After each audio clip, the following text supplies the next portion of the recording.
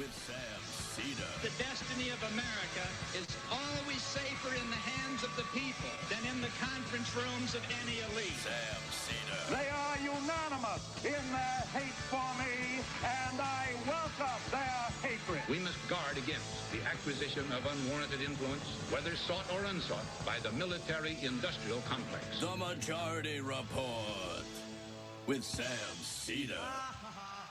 Ever get the feeling you've been cheated?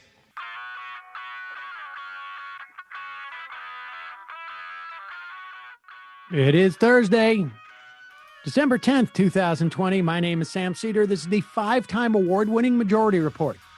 We are broadcasting live steps and steps from the industrially ravaged Gowanus Canal in the heartland of America, downtown Brooklyn, USA. On the program today, President of the International Association of Flight Attendants, Sara Nelson, and Chief of Advocacy at RAICES, Texas, Erika Andiola will be joining us. Meanwhile, an FDA advisory committee meets on deciding on the approval of the Pfizer vaccine. This following a day of over 3,000 American deaths to coronavirus. House approves a one-week punt on the budget talks as stimulus and budget talks continue. Meanwhile, Biden transition cabinet selections are beginning to be seen as losing their coherence. 17 Republican state attorney generals join in the most foolish lawsuit ever against Georgia's election results. Meanwhile, Trump trying to muscle Republican lawmakers to vote for different electors. 48 U.S. attorney generals and the Department of Justice, however, have sued Facebook for antitrust violations and calls for divesting of their ownership of Instagram and WhatsApp. The Senate attempt to block the UAE arms sale fails. Trump's EPA finalizes a rule to allow more air pollution. Meanwhile, its Health and Human Services plants a ticking time bomb for Joe Biden. Minneapolis City Council has voted to cut 5% of its police budget and fund alternative services for the community. Hunter Biden investigation by feds was for more than just tax issues, apparently. All this and more on today's program. Welcome, ladies and gentlemen. Thank you for joining us. We will get to it quick. We got a very busy day. Joining me, of course, Emma Vigeland. Hello, Emma. Hello, Sam. How are you? I'm doing well. Now, Emma, there's a story that I was going to headline that, in fact, we will just discuss now, and we should start by playing this clip, which has been cited in a piece by Jane Mayer in the New Yorker magazine. This is Dianne Feinstein as the chairman of the Judiciary Committee, questioning Jack Dorsey, the CEO of Twitter. This was back on November 17th. On November 7, President Trump tweeted, and I quote, "I won this election by a lot," end quote. Obviously, that's not true. Do you believe that label goes far enough to prevent the tweet's harms when the tweet is still visible and not accurate?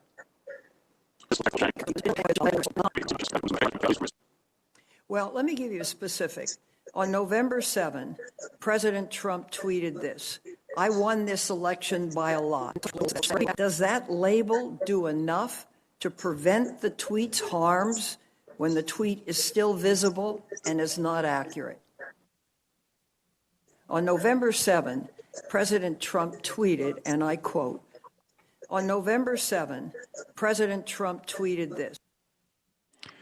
So what it is, and at the time, I don't know how much attention it got. It got some attention in right-wing circles, apparently.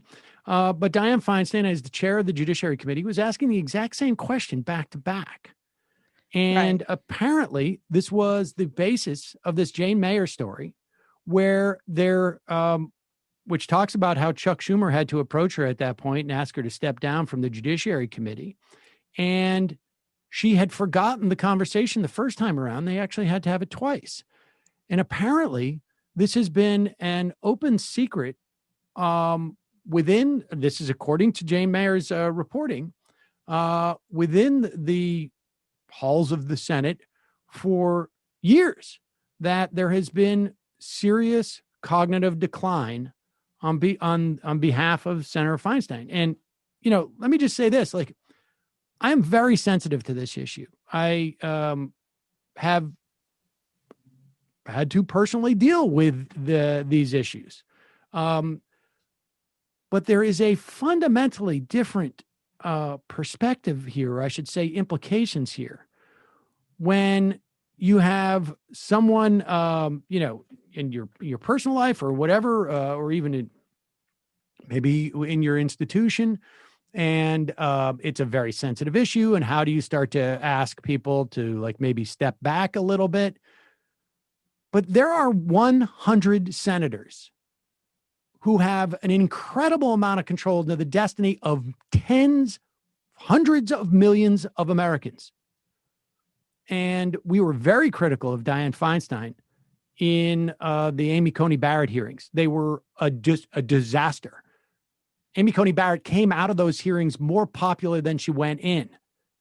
I may have undermined the Senate races in South Carolina. It's very difficult to tell. But the point is that this is a massive failure of leadership. She ran for re-election in 2018, and the California State Democratic Party did not endorse her. Right. And I think Obama did endorse her, though. And the rest of the Senate was on board. And it is clear through Jane Mayer's piece, and she's a wonderful reporter, that these issues have been going on for multiple years in terms of the apparent cognitive decline. And of course, this is immensely sad, and you don't want to see anyone going through this. But Dianne Feinstein's 87 years old, and the tales told by Jane Mayer and recounted to her by these sources are just jarring about how they tried to get her husband involved, how Chuck Schumer had to have multiple painful conversations with her that she'd later forget. And so he would have to do it over again. And they described it as Groundhog Day, where she was unable to recall those conversations and would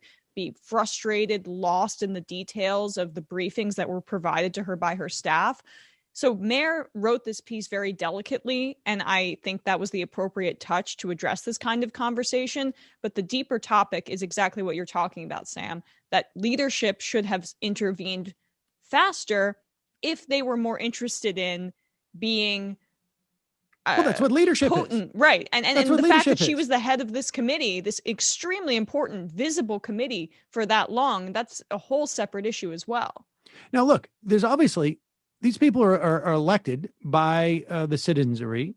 There's only so much that someone like Chuck Schumer could have done, but I can come up with a couple of major ones. One, he could have said, we can't support your candidacy. We're going to support your primary challenger, or I should say not even the primary challenger. In California, they have what is known as a jungle primary. So she was actually facing a Democrat in the general election, De Leon, who was I believe, the Speaker of the California Assembly. Right. But he could have also said at that time, we're going to take your chairmanship away and from the Judiciary Committee. The idea that there was no exercise of leadership here is disturbing, not only in the context of Dianne Feinstein, but how are we as citizens, how are Democrats supposed to be confident in their leadership if they have already proven that you can get to this point where the only way that there's going to be some type of action, and maybe there won't be any, on this situation with Dianne Feinstein is for people to actually have to go. And I imagine there's a lot of people who there went on last resort to go and talk to a reporter to get this story out in the New Yorker, because leadership seems completely incapable of dealing or even attempting to deal with this problem. It's really disturbing. It's something that we're going to end up talking about more in the future, I have no doubt. But first, we're going to take a quick break. And when we come back, we're going to be talking to the president of the International Association of Flight Attendants, Sara Nelson.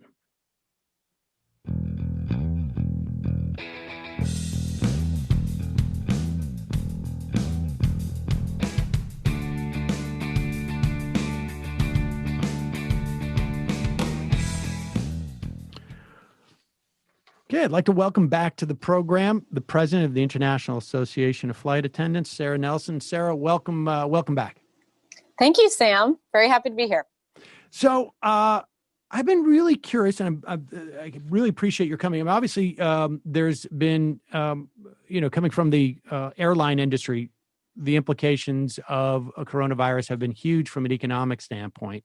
I want to get to that, but I want to talk about a broader issue in terms of pressure on Joe Biden. And I am curious as to where labor has been in this transition process. I mean, we don't have a labor secretary yet, but labor is many of these positions will affect union members, but will also affect the greater population. I'm curious as to what role labor has been playing, what role you think labor should be playing in this process. Well, I think, we have been wholly focused on the crisis that's right in front of us. And so has Joe Biden.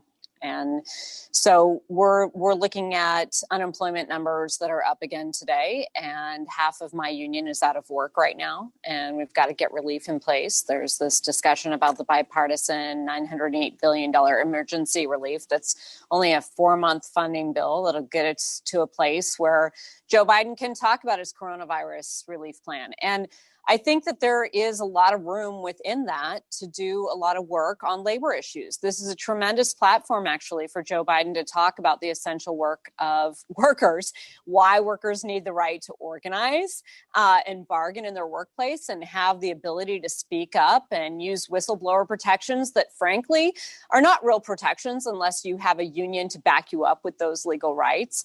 So Joe Biden's labor platform goes really hand in hand with his platform to combat coronavirus. And we've got to have the relief package in place so that people have enough strength to fight for it. So, that is my focus. And I understand that a lot of people are focused on the transition and who's going to be appointed to what position. I think that what we've seen is that we've seen a little bit of a fractured labor movement talking about this. It's very difficult for the president-elect to respond when he's getting a lot of different advice from a lot of different unions. So we've got to be a little bit more focused about what our demands are and what we're asking for. But whoever Joe Biden is appointing, and let's make sure it's not union busters like Rahm Emanuel. We've been very clear about that. But whoever Joe Biden is appointing and whatever happens in the Georgia elections, the only way that we're going to move any kind of agenda that works for working people is if the labor movement is growing, is strategically focused on what our demands are, and is pulling together in a way that we understand each other. We understand what everyone brings to the table on that, how people are going to be affected. And we're building a majority support for demanding that the agenda that we put forward is one that Joe Biden and Congress has to respond to. All right. So, and I want to touch on the relief package, because that just seems like a complete mess right now, frankly. And I imagine, too, the implications of Georgia are sort of like almost freezing everybody in some way.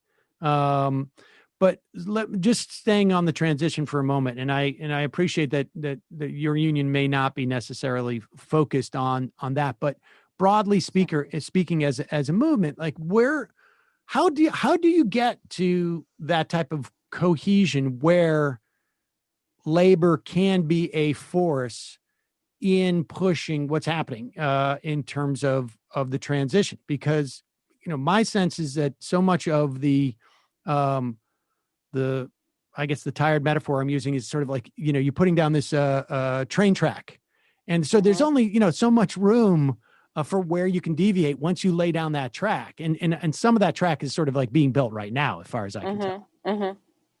So, sure. Give me a sense of how that happens, or how could it happen? So I think, take pensions, for example. There's a huge pension crisis going on in this country that people are not really talking about because we've got so many other distractions going on. But before coronavirus was hitting, this was a big topic. This was a big political topic. And there's a lot of different ways that people want to address this issue. And unions are not necessarily on the same page together. And so we've got to have a labor movement that is getting everyone in the room, where we do what we're supposed to be doing in the House of Labor, which is, fighting that out, understanding where everyone's coming from and getting on the same page. Because the power of labor is really the people in the unions, right? You can, if we want to think about this in terms of business unionism, where we just have relationships with people and we think that somehow these relationships are going to get us somewhere in capitalism, we've lost before we started. So we got to go back to the basics and get everyone in the room together, understand. The thing about coronavirus is that we've got a shared experience right now that should give us a common theme to get in a room together and talk about this and understand that, workers are not defined by the way that the corporate elite would like to define us as being either, white workers who come from older unions or new workers to the labor movement like domestic workers. We're all workers. And actually, the economy doesn't work if you don't have childcare for people to be able to go to work, for example. And the economy doesn't work if you don't have truck drivers delivering goods to our communities. So there's a common thread here. And I'll tell you, when I was standing on the GM picket line a year ago, and I was listening to those GM auto strikers and hearing their demands in their contract bargaining, I may as well have been in a flight attendant union meeting. The demands were exactly the same. The corporation had defined the workers in two different tiers, doing the same exact work, but getting different pay and benefits and having different rights on the job. The same thing happens in the airline industry. You can take this across any industry that you want to look at. So if we can get labor into the same room and understand that we don't actually have a fractured labor movement, we actually have common demands. And we need to understand what those are, and we need to be speaking with one voice. And that's where I think that we can do a better job of making this very clear, because when we've got a whole bunch of different unions going at Democrats and saying, we all have these demands and we expect you to respond to us because you're Democrats, that's not really going to get us anywhere. And it's also not going to bring all of our union members along who don't necessarily see themselves as Democrats. So we have to be thinking of ourselves as a labor movement, not an arm of the Democratic Party, but as a labor movement with demands for working people. We've got to have working people understand how we've got these connected issues together. And that's how we're going to move an agenda forward. And the one thing I'll say about this with Joe Biden is that his rhetoric around labor is better than we've heard from a president in 100 years. So we actually have, as you say, some good train tracks here being laid. If we want to actually move the choo-choo train down the tracks, what we have to do is just to get together and be very clear about those demands. And when we're clear about those demands, you put whoever is in office on the spot and you're calling the question very clearly about, do you support us or not? And I'll tell you, that's what we've done in aviation labor. And that's why the relief that we got in March and that we're fighting to get back now and extend now looks so different than every other industry, because we were very clear together. We're 80% organized, and we were very clear that the relief this time was not going to be a giveaway to corporations where they can decide how to use it and give bonuses to executives. It was going to be workers first. It was going to be focused on paying workers pay and benefits, keeping us in our jobs, and then also capping executive compensation during this time of crisis, and banning stock buybacks and dividends, and making sure that this is a jobs and infrastructure program so that we can continue to serve all the communities and fight the virus and continue to do what we say we are, essential workers providing an essential service and able to lift the economy again. So we got that because we had clear demands together and because we had enough political power to be able to get that done, because we were able to hold both Democrats and Republicans accountable to that. I want to swing back to something you said about managerial unionism in a moment, but since we're at these the question of aviation demands, and we'll talk about in your industry. Mm-hmm. One of the things, and I really continually credit your union for the end of the government shutdown a couple of years ago, because and this is, I think, and I'm curious if you think this is part of the leverage.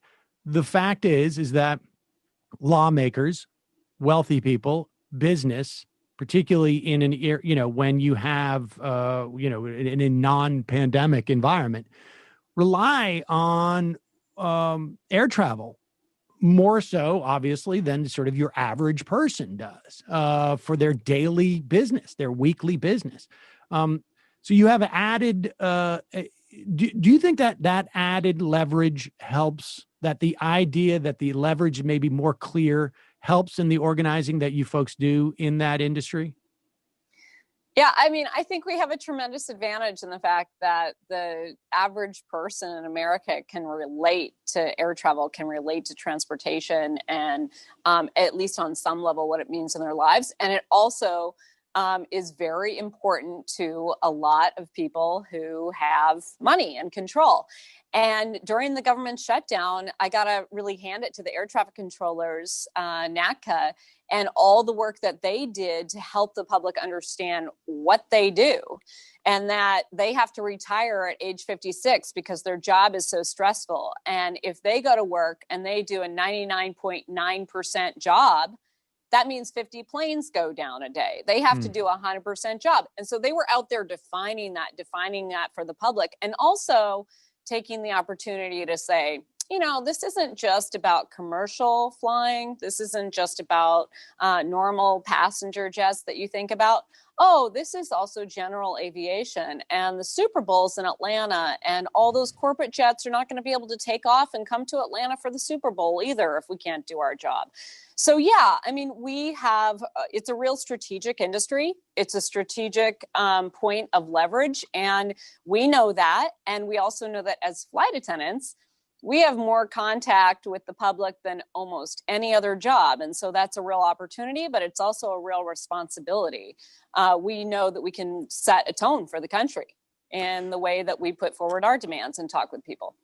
Is there an analogous, I'm going to get back to what you had mentioned about business unionism, or sometimes referred to as managerial unionism, as opposed to a unionism that works not just for its own benefits, but for issues that may affect those people in their communities and broader social justice, economic justice issues. How does that happen? How does what the air traffic controllers you just cited did in terms of communicating to the American public what they do? How do unions communicate, particularly in this pandemic era? You mentioned childcare. That's been left out of, as far as I know, this round of relief. But how do you take this moment as labor and express to people that our issues that we are fighting for every day are your issues, and it comes into greater relief when the tide starts to go out in like a pandemic type of situation?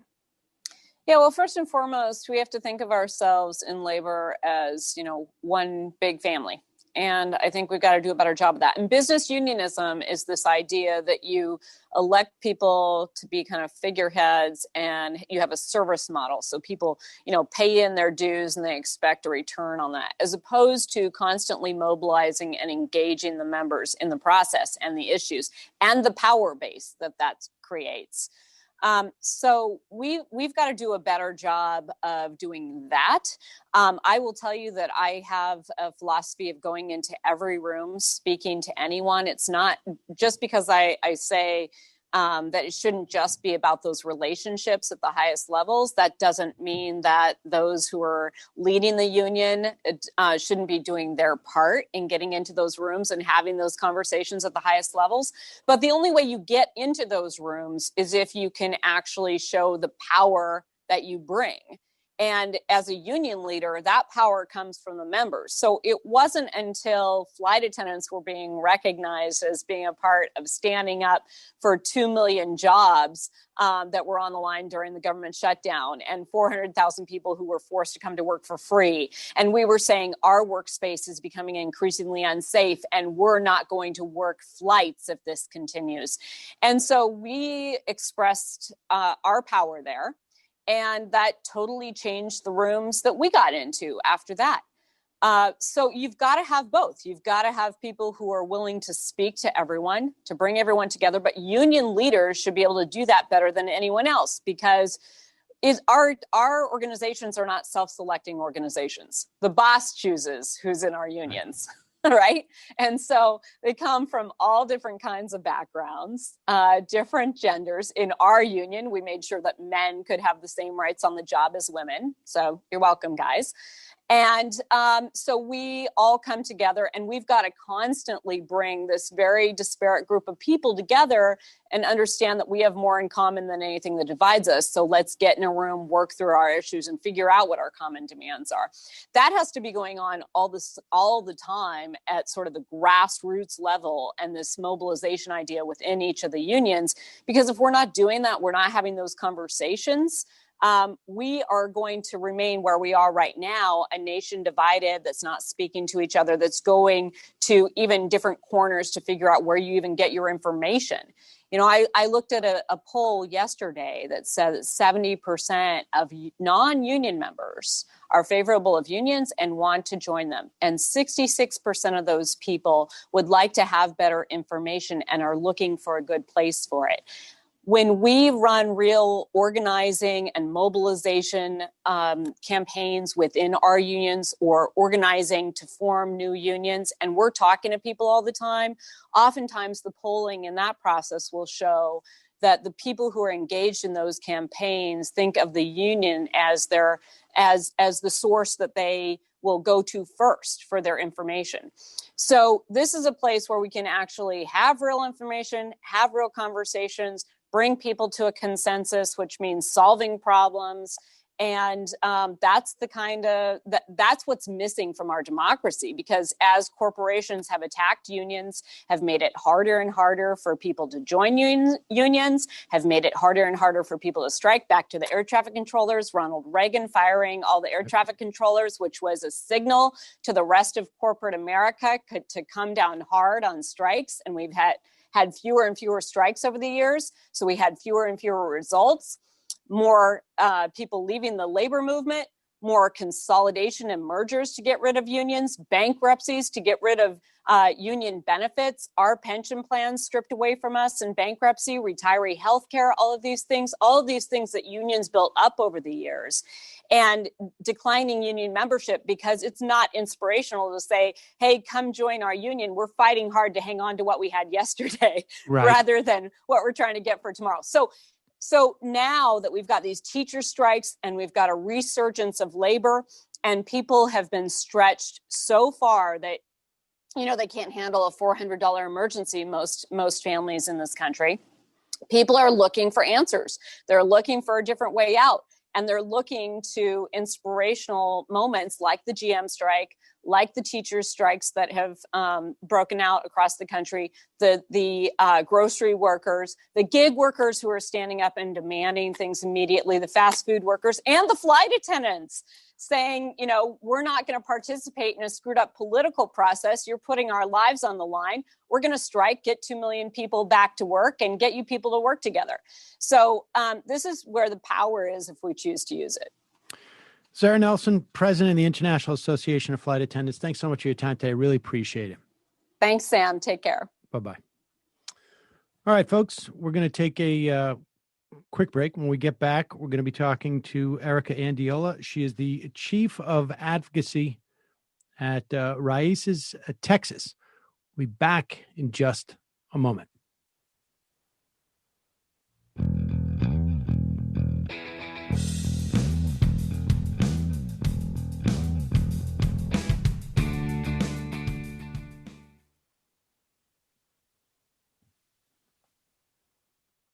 Joining me now, Erika Andiola. She is an immigration rights activist located in the Phoenix area. She is a chief advocacy officer for the organization RAICES. Erika, welcome to the program. Thank you for having me. So there has been over the past, really, I guess, maybe week or so, a couple of very positive things. Let's start with those before we move on to what needs to happen. On December 2nd, the Trump administration agreed to hand over information regarding separated families, which hopefully will help expedite that process or make it possible in the first place.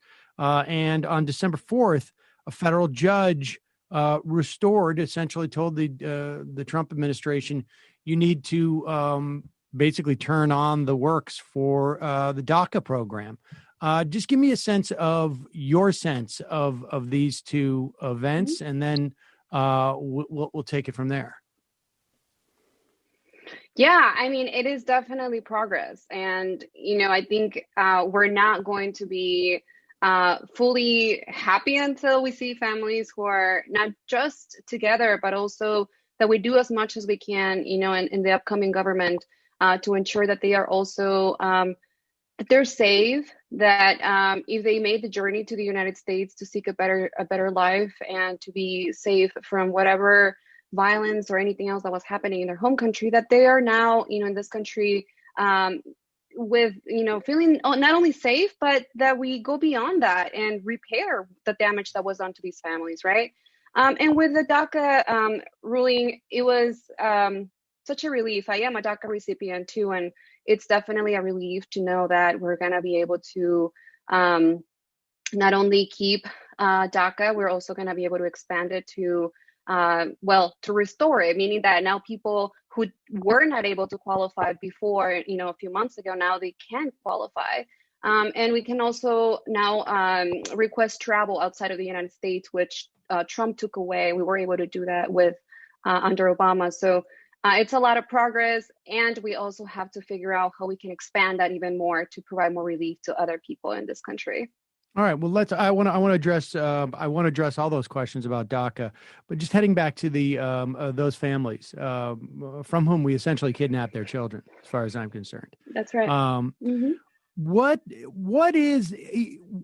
Are you aware? Do you have a sense of the Biden administration's perspective on this in terms of some form of reparations? I mean, frankly, I would be surprised not to see these people have attorneys and sue the U.S. government for damages. I can't, having two children myself, the idea of being separated from my children, whatever age they are, for that extended period of time. I mean, just the therapy, the counseling, the problems that I think would accrue from that. It seems to me are problems that would last years into the future. That's correct. So there's several things happening. The only fix that we have heard from the Biden administration, hopefully there's more. The only thing that we have heard is that they want to create a task force. Maybe they're already creating the task force to be able to reunite the families who have not been able to be reunited. That's good. That's a great thing. However, we also need to make sure that it's taking into account a lot of the other harms that were done, right? So, for example, our attorneys at RAICES do work with a lot of these children who were separated and now are either still at shelters or who are not at the shelters, but they are with foster parents or with family, right? They had family here in the United States who are not their parents, like uncles, aunts, cousins. All of these children, not only are they traumatized, not only do they have all the trauma they carry from being separated from their parents, there's so much more than that. So, for example, if you can imagine, there's a child here who has been here now for over a year and who's with their uncle or their aunt, or they're with a foster parent, and now there's sort of this sense of should they go back to their parents, right? So now you have to figure out, going to family court. Do they have a family attorney, right? And there's just so much more. There's, of course, a lot of damages that was done mentally. So we have to make sure that they have the right support there. But if they're not taken care of as a human being in every single aspect of what is needed for them to thrive in this country as children, and also their parents and their families to be able to be here and have a path to, to residency and then citizenship at some point. We have to take all of that into account and not just stop at reuniting them. I think we did too much damage to just stop at reuniting them. All right, so I couldn't agree more. And let's talk a little bit about DACA. What's your understanding? I mean, so DACA has been restored. There, yeah. I imagine, in the event that the Democrats control both houses, there's going to be an attempt to create the statutory authority for the DACA program. What have you heard in regards to DAPA, which is sort of an extension of DACA in some regards, the family of those children who have been brought to the country? Give us a sense of what's happening in that area. Yeah, I mean, what we have, heard many times now, not just by the president or the president-elect and also our vice president-elect, she has even been more outspoken about this, of sending a bill to Congress in the first day. And again, I think that is definitely a good thing. And also we have to be very cautious, right, that we're not just taking one track. And by what I mean by that is that we don't know if we're going to have the Senate or if Democrats are going to have the Senate. We still are waiting for Georgia to see what happens there. And what we have seen in the past is that it's been really, really challenging to get anything on immigration through Congress without Republicans asking for more deportations, asking for more detention centers, more enforcement, in the sense that, they talk about enforcement not in a humane way, but rather how do we incarcerate and deport the most people as we can. And so we want to make sure that, yes, there is an attempt and that they're fighting really hard to get something through Congress. And at the same time, as you mentioned, programs like DAPA, right, that were able to be done through the executive. And there's a lot more of that. TPS is one of the programs, as well as a temporary protective status that was also done through administrative action many years ago to be able to, allow for people from El Salvador and other countries to seek refuge here because of disasters that have happened in their countries, right?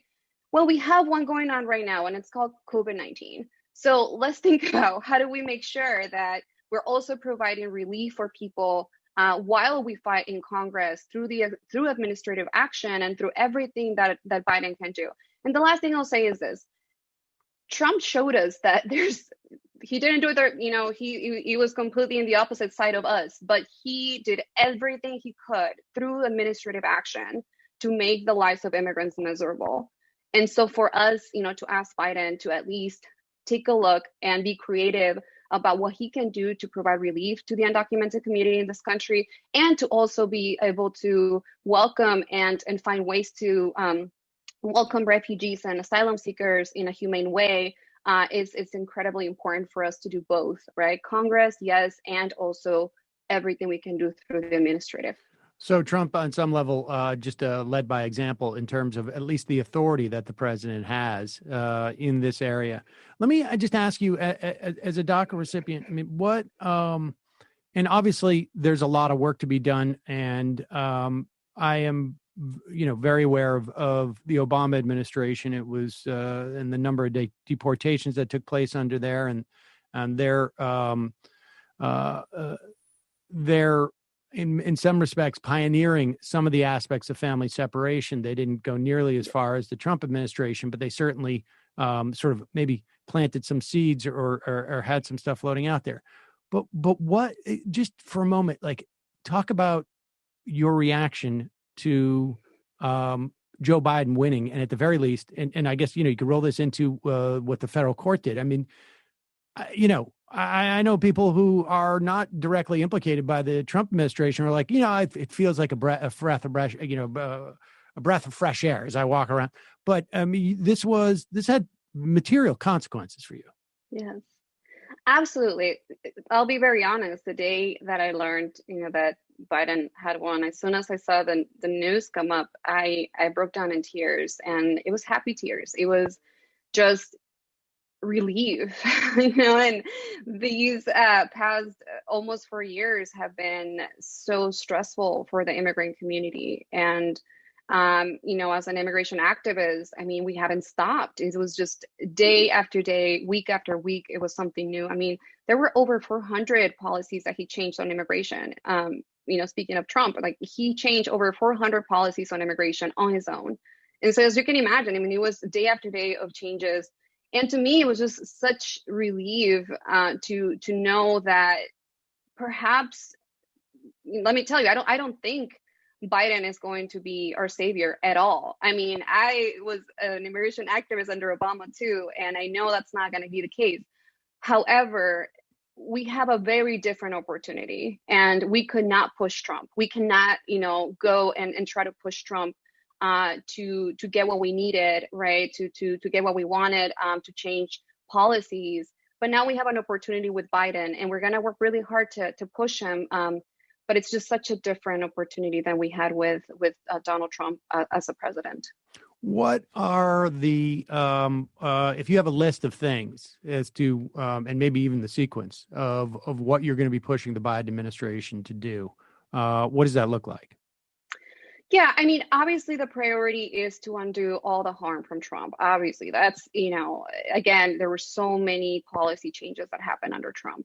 There was restore the temporary protected status, reestablish DACA, reestablish DAPA, I guess, and roll back some of the detention. What else? Yeah, and also acknowledge that there was a mistake from the Obama administration on creating this deportation machine and this detention machine that now basically was handed over to Trump, right? And so we do expect there's a dismantling of this machine, and that means a lot of things. And look, we have an entire platform that we created as RAICES, another organization called the Migrant Justice Platform. It's huge because there's so many policies and immigration is so complicated. But what we want to make sure is that we are not falling into the same trap of thinking that in order for us to get something through Congress, that we have to, as I mentioned before, maybe I'm just repeating myself, that we shouldn't be putting people in detention centers. Immigration detention didn't exist not too long ago. ICE didn't exist not too long ago.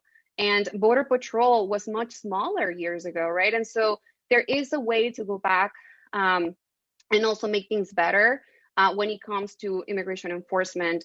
And that is viewed from a lens of knowing that immigrants are human beings. And so, that can look like changing all the programs that were created for ICE and the police at the local level to work together. There's many of those programs. Majority of people get deported out of the police arresting them for a traffic stop, and then they get handed over to ICE. There is all the private detention center contracts that exist. Those should be gone on day one. There's no reason we are paying private companies to detain immigrants. And, I can go on, but it's definitely something we're going to be pushing Biden on, and to change this narrative of, we're deporting felons, not families, because that's not the reality. My own mother was detained by ICE during the Obama era. She didn't do anything wrong, yet she was labeled as a felon because she crossed the border in 1998.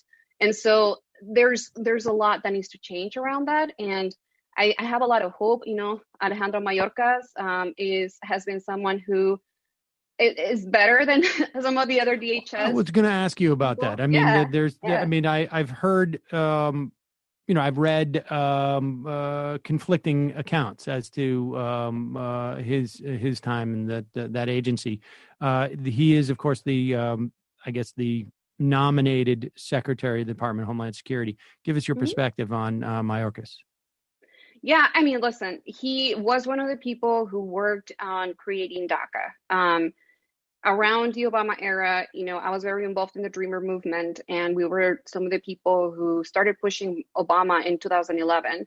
And I can tell you that the rhetoric around DACA around that time was completely different than now from Democrats in general, to be honest with you, and especially from the Obama administration, is that they couldn't do it. It was just no go, we can't do this. And at some point, we pressured so much that we were able to sort of, get some response from the Obama administration, and eventually they came around, right? And Alejandro Mayorkas was one of the people who, really created the program, was, creative and in how to create it so that it followed the law, and it's a lawful program, right? So that's great, and that gave me a lot of hope that he could find ways to provide relief to the undocumented community. Now, the part that I'm worried about is that he did use a lot of rhetoric in the past, around this, what I mentioned before of we're deporting all the felons and we're keeping all the families together. And who falls into that crack? It's a lot of people. There's millions of people. And let's just acknowledge too, our criminal justice system is completely broken as well. And so if we're not acknowledging that, and we're not acknowledging that immigrants are also getting, either felonies, misdemeanors, and also being criminalized for literally migrating to the United States, then we're just, again, deporting and separating families. And we're covering that under this rhetoric, that has been used for so many years under Obama. In the most charitable perspective, what Obama was doing, and I'm going to concede and start out by saying this is pretty charitable, that he was trying to establish his bona fides as as being a hawk on immigration, and so that he could be positioned to make a deal with Republicans. It failed miserably, and if anything, it moved the needle, at least on the Republican side, to the right on immigration, obviously, and we've seen that. Do you think Democrats understood that?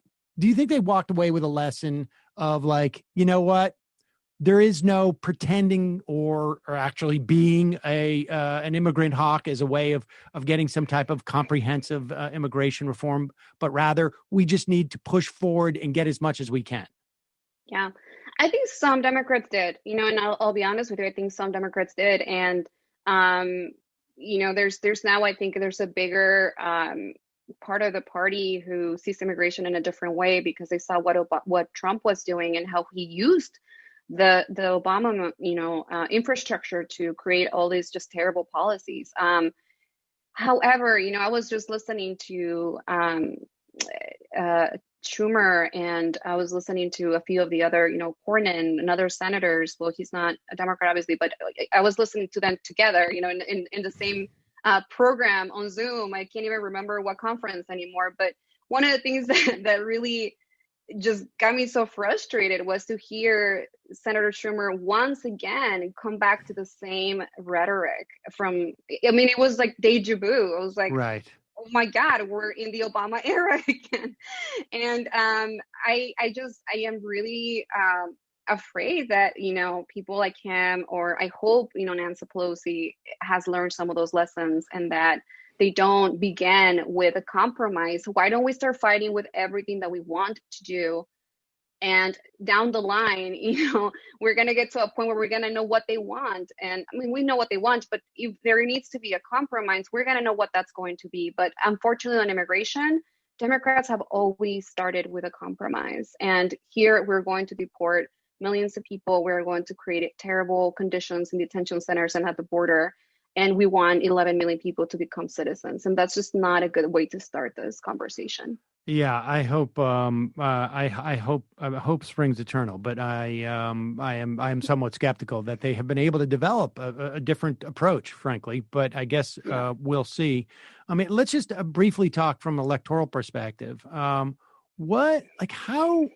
large does immigration loom? I mean, I feel like it looms pretty large on the right in terms of Republican circles, and not in a very humane way. But how large does immigration loom, do you feel? And I think with the general population that would vote, let's say, for a Democrat, And also to the extent, and obviously the Latino population is not a monolith, but across all of the, your sense of where immigration stands within all of those potential voting cohorts. Yeah. Well, listen, it's just very challenging for the immigrant community to have the type of political power that we need to push our issue forward, because we can't vote. The majority of us can't vote. I can't vote. I've been really outspoken and I've used my voice, but I'm not able to go into the ballot and tell them, like, this is what our community needs, right? And so that is a really big challenge. Now, I can tell you, someone who grew up in Arizona, as someone who has been really involved in Arizona politics for many years, is that Arizona was one of those places where you did see Latinos come out to vote in record numbers. You did see Latinos come out to vote before even 2020 to unseat Joe Arpaio, who was one of the worst, most anti-immigrant sheriffs that we have had, and he's just famous for being an anti-immigrant. In 2020, we saw what we were able to do in Arizona. We turned the state around, and that took more than 10 years of immigrant rights activists and Latino activists, Native American activists, and a lot of other people of color who were coming out and organizing the community, and also resisting against a lot of these anti-immigrant laws that Arizona had passed in 2010 and before. And now we saw what happened with the state. Of course, we're not Florida. There's a different population of Latinos in Arizona, but immigration here was a very, very important issue to the Latino community. And so one thing we can learn from these elections, I hope, is that yes, perhaps, the Latino community and other communities are coming out to vote because of healthcare, because of things that are right in front of them, right? If they're not immigrants. However, if you start attacking the immigrant community, if you pass laws like SB 1070 in Arizona and start racially profiling the Latino community, I honestly think that there has been enough proof that you can lose your seat, and that you can turn some of these states around, like Arizona and now Georgia. It's another state that has passed really, really terrible anti-immigrant laws, and we also have saw the immigrant community come out really strong there. The Latino community. Yeah, and I think it also just basically teaches that you build an infrastructure in a state that has been organized around whatever issue it is. That organizational structure can be deployed for other issues and grows upon itself. Right. Erika Andiola, the Chief Advocacy Officer for RAICES in Texas. Folks can check out RAICES at RAICES.org. Is that it? Yeah, it's at RAICESTexas.org. Okay. So you can just add the Texas, and also check us out on social media. Definitely. Thank you. All right. Well, thank you for your time today. Really appreciate it.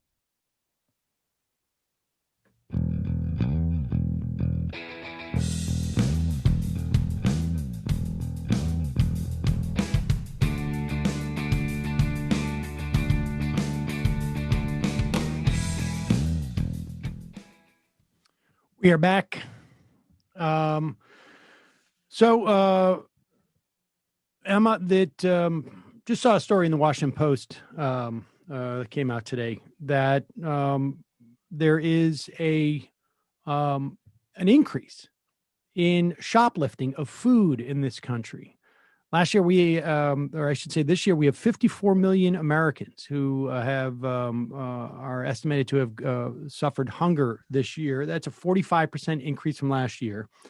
And today in the Senate talks, Mitch McConnell just being reported that the bipartisan bill, this is the Gang of Four, the $908 billion compromise, no go in the Senate as far as Mitch McConnell is concerned.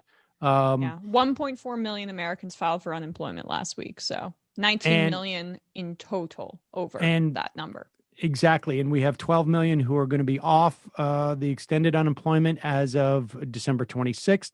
We have the eviction moratorium that's going to happen around the country. And, on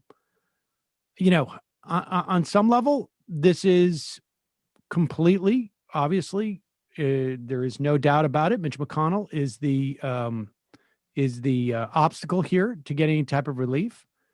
But, and I may be cynical, I can't help but think that the Democrats had the opportunity to take a $1.8 trillion deal. Maybe they didn't want Donald Trump to take credit for that. It's a political calculation, but one that has, but the other calculation that one could make is that Mitch McConnell has no incentive whatsoever to provide anything for the American public. Part of that is because he's able to get away with it. But this is something that we will talk about more tomorrow. We have a 1 week punt on the budget deal that the Democrats and Republicans are trying to work out. We will have more on that tomorrow as well. In the meantime, if you're sticking around for the fun half, the crew will be here in a moment. I want to take this opportunity to, because I'm not going to be here in the fun half today, to wish one of, to be honest with you, I'm not even sure I know the person's name, but they are known as Letter Hack on Twitter. Oh, yeah. And for, I have no sense of time, but at least what feels like a year, maybe more, probably more. I have no idea. He, I believe it's he, has been making like animated illustrations of things that he's heard on the show, almost like in real time. There's Brendan's, and there's Matt. It goes on and on. And on his birthday, he asked folks. It really is amazing. No, he's so good. We've got to get in touch and maybe put out a book or something. But he did some of me at TYT with that crew, but I feel like I need some updates with the background and stuff like that. Well, for his birthday, he asked people to draw versions of all of us and other folks in the progressive media space. So it's pretty cool. You should check out his Twitter feed. But there was talk that he wanted to hear shofar for his birthday. And there it is. He's got a podcaster as well. And he turned, I don't know if he turned 50 or 46. I couldn't quite tell. But there it is. Letterhack, happy birthday. Thanks for all the work you're doing. Folks, today on the Nomi Key Show on youtube.com/the Nomi Key Show, Marianne Williamson is going to be on. I think I sort of teased that yesterday, but she's going to be on today. Check that out at 3 p.m. Guys, remind everybody to check out Nomi's show then. And also a reminder, you can support this program by becoming a member at jointhemajorityreport.com. When you do, you get you support the free half, and then you get extra content every single day. Of course, also just coffee.coop, fair trade coffee, tea, or chocolate. Use the coupon code majority, get 10% off. Also, don't forget, we have merch. It's time for you to get your holiday presents. Gotta do it quick. Shop.majorityreportradio.com. Check it out. It's all there. And on the fun half today, the host of Doomed, Matt Binder. What's happening on Doomed these days? Well, just last night, we had an emergency episode of Doomed because Alex Koch of the Center for Media and Democracy answered the age-old question people have been wondering for at least a few years now: who funds the Federalist? Apparently, the Federalist started a nonprofit for their donors to get their tax breaks from when actually donating to them, and didn't realize that information would be made public. And now we know some of their big money donors. Now, I can't tell you on this show because you have to go to youtube.com/. I'm sorry, I already read it. I saw. It's that Uline guy. What are you doing to me? No, but there's more. There's more. There is more. Folks, check it out. You got to write that stuff up. Yeah. Well, there's actually another organization that donated to makes big donations. Don't say what it is. I won't, but they've donated to also a very prominent white supremacist group to buy them a castle. So I'm sure that's a coincidence. Yeah. If I had a nickel for every that's philanthropy. castle I've bought for a white supremacist organization, oh my gosh. I mean, I don't know how that works out. If I had a nickel for everybody, I'd have less money because the castles are more expensive. Right. Well, I get what you're saying, though, Sam. You it get makes sense to me. Yeah. Folks, check out that emergency episode of Doomed. I don't know if emergency is the right one. The breaking episode.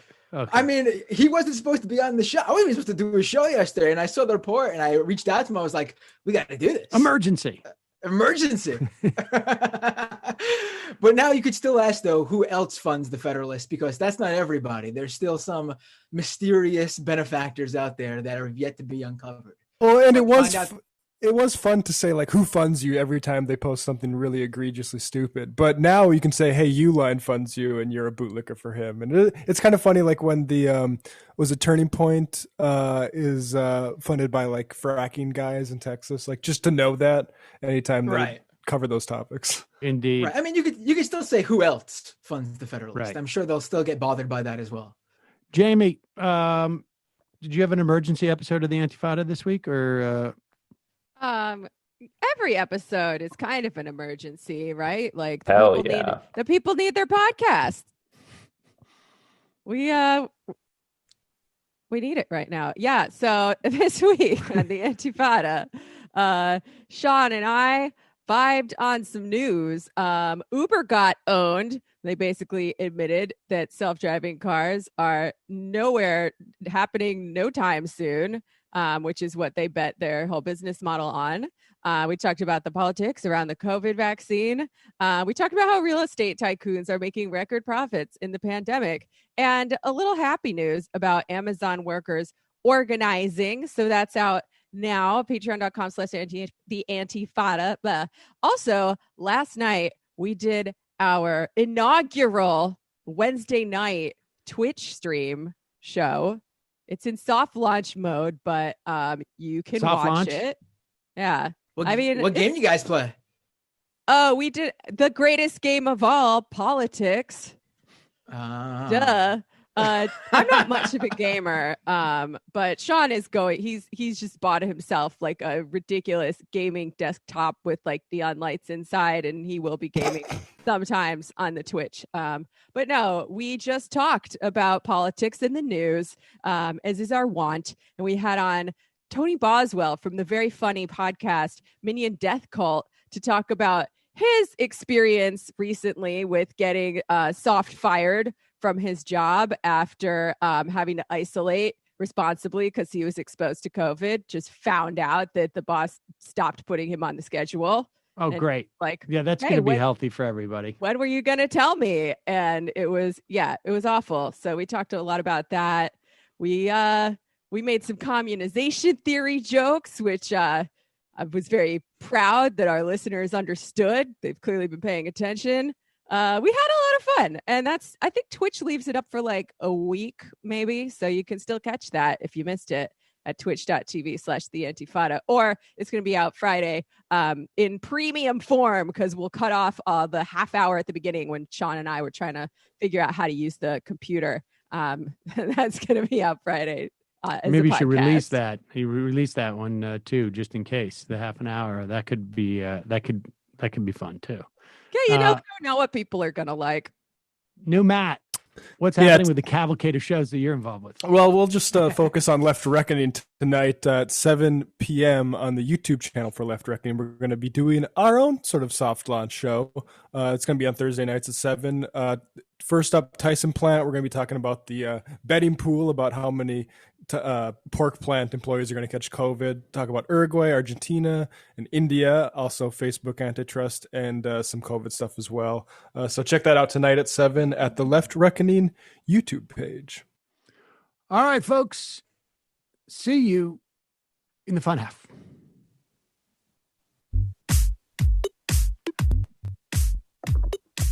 Left is best. Jamie and I may have a disagreement. Yeah, you can't just say whatever you want about people just because you're rich. I have an absolute right to mock them on YouTube. He's up there buggy whipping like he's the boss. I am not your employer. You know, I'm tired of the negativity. I'm sorry. I didn't mean to upset you. You're nervous? You're a little bit upset? You're riled up? Yeah, maybe you should rethink your defense of that, you fucking idiots. We're just going to get rid of you. All right. But dude. You want to smoke this joint? Yes. Do you feel like you are a dinosaur? Some good shit. Exactly. I'm happy now. It's a win-win. It's a win-win-win. Oh, hell yeah. Now listen to me. 2, 3, 4, 5 times. 847-906-501-457-238-56-27. 1/2. 5 8s. 3.9 billion. Wow. He's the ultimate math nerd. Don't you see? Why don't you get a real job instead of spewing vitriol and hatred, you left-wing Limbaugh? Everybody's taking their dumb juice today. Come on, Sammy. Dance, dance, dance. Ooh.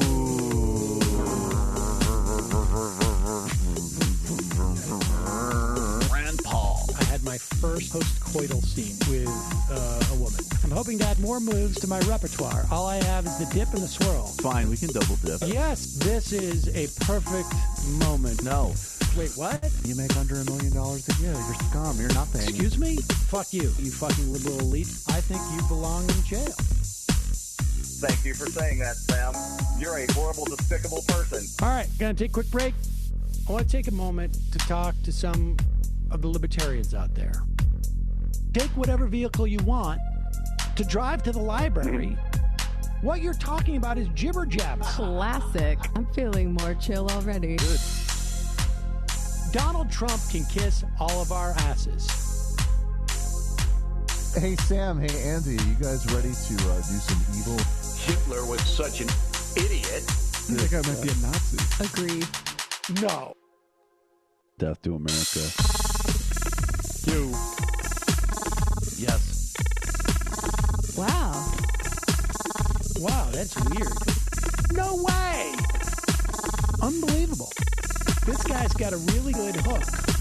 Throw our hands up. Ooh. Wow. But Sam, I gotta get off. No worries. Let's.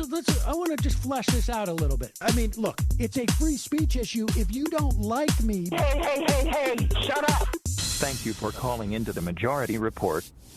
Sam will be with you shortly. Hello, everybody. Hello, Emma, Jamie, Matt, and Brendan. How are you doing on this fine, fun half on Thursday? You know, I'm doing all right. How about you guys? I'm doing all right. All right. How about you, Jamie? I'm a solid so-so. I'm not going to lie. What's wrong, Jamie? How much time do you have? Ooh. Give me your biggest problem, Jamie. Too hot for TV. Give me your most condensed problem. Nope.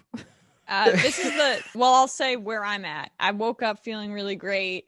And then this is the point where my morning coffee wears off and I'm just salvaging, and you know, what's the word for it? When you like ration it, basically. That's where I'm at. I think that's the word for it. You're rationing your drink, right? Yeah. I know, the ration in half. Right. I just like don't want to. I wish I had an unlimited flow of coffee, and then my heart would explode, and that would be bad. Hopefully we can all feed off of Matt Binder's energy like the psychic vampires that I know we are, because he's got some to spare. I'll be happy to share. Yeah, I'll be happy to share my adrenaline with all of you. I'm feeling much better now that I'm here with you guys, and now that I'm feeding off of your energy like a vampire, Matt. There we go. Thank you. I appreciate that. Count to Jamie. Would you like to jump to the phones and then we'll get into some stories? Sure. Perfect. Let's go to the phones. I'm sure there's tons of people waiting. Apparently there's nobody. Something's definitely wrong with the phones. There's nobody on the line. So let's go to, here we go. We got someone. Here we go. There we go. Apparently it just refreshed and we got a ton of callers now. 814, what's your name? Where are you calling from? Hi, my name is Marceline Forstmeyer. I come from Sandusky Land, Bellefonte State College, PA. Great place, great vibes. I'm a trans woman. I just kind of wanted to call in and talk about like one major thing. Okay, let's do it. First, go ahead. I just want to pay my respects. To Michael Brooks. He was one of the greatest men on YouTube, and still feel that pain every day. It really sucks. It just started like loving him and getting obsessed with TMBS, and well, anyway, he is a great inspiration to me, and I just wanted to talk about the number one trans issue. Okay, and this is going to sound a little unrelated to trans issues, but it's climate change.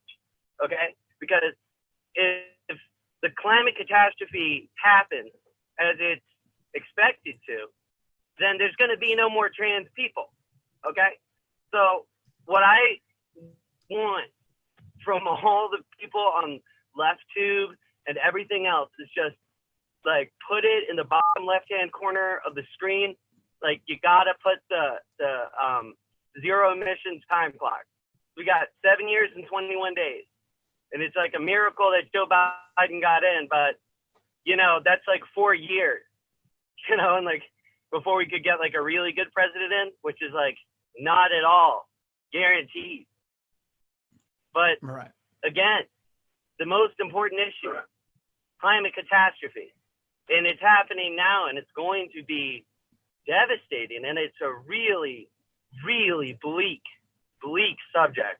And it makes for like tough content, but it's like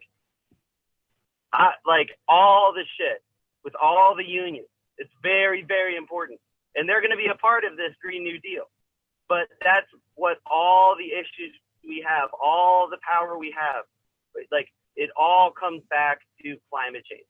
Right. Well, right. I mean, on the bright side, what you'll probably get in that time frame is a single trans woman CEO in the Fortune 500, and you'll like it because that's all. That's what you're gonna get. That's our future. I will say, I do think the labor stuff is very connected to climate change because we don't have time to wait for a new president. We got to work with this one. And the way that we get the things that we want, including a bold climate change plan, is by massive organizing and activism. And that has got to run through the workplace because if we have the power, I mean, we do. Workers do have the power to shut down production. It's just a matter of organizing, and it's very, very hard. Right. But if we can shut down production, if we can shut down the economy, that's who those politicians serve, and they have to listen to us. And I just don't think there's any other road that doesn't lead through labor organizing in order to achieve those goals. Yeah. Now, to add one quick, a little bit there, like you're absolutely right. We have, like, labor organizing is one of the few levers we have left that are actually viable. Like, electioneering, trying to get our people in office. Well, okay, that's like, it only happens every once in a while. Like, the squad's getting bigger and all that, and that's great. But they're still, like, not able to pass legislation, So, like, betting on elections isn't too good of an idea. I think the only two options we have left are direct action, direct protest, and civil disobedience. And what I personally haven't been able to get more than just myself out to this little protest I do in State College, but what I have been doing is holding a little sign that says Green New Deal or extinction, and I go out into the intersection of the really busy street in town, and when it's the crosswalk lets me go across, I go to the middle. And then I stand there till it turns green, and then I count 3 seconds, and then I step off. It's just a traffic slow, it's a classic traffic slow. And it's these guys try to get up on me, and they shout they shouted the F word at me, and it's pretty dangerous sometimes, but it's really important to make people stop. And I got thumbs up from people, but a lot of really fucking angry people. But that's direct action, civil disobedience. And like, I've had an interaction with the cop, but the cop was cool with it. But it's like we all, like, even if it's just you got to start going out there. And when you can tell other people about like the exhilaration of living your political views, like I've got 2 other people who are going to come out and hold more signs to me. We're going to block the whole street, you know, and it's going to be more powerful. And someday I want to have every single crosswalk along this busy street, just with all of us slowing everything down. That's what I want, you know? Right. Yeah, I mean, it's funny too. You say that people got so angry with you for holding up this Green New Deal sign, because I guarantee you the majority of people who saw that sign and had that reaction of absolute like vitriolic anger totally have no idea what the Green New Deal is, and just automatically saw that sign and connected it to like AOC or something, and that made them angry. Mm-hmm. Yeah. I think, Yeah. And when I talk to people about the Green New Deal, hold on. I'm sorry, Jamie Peck, I love you so much. Aww. Like, you are my hero, absolute crush. Like, any trans woman, like, online is just, like, in love with you. Like, we all love you so much. Anyway. That is so all right, caller. Thanks for the call. Goodbye. Take care. No. Tell me more. I love you too. Oh, by the way, Matt, I just wanted to shout out to everybody. Matt Pinder, you're great. You know, the only other time I ever called in was with you. In the old Matt, I denied your existence, but I've really been won over. But I can't find your podcast for some reason. Oh, we got to fix that. Go to youtube.com/Matt Binder. Yeah. Yeah.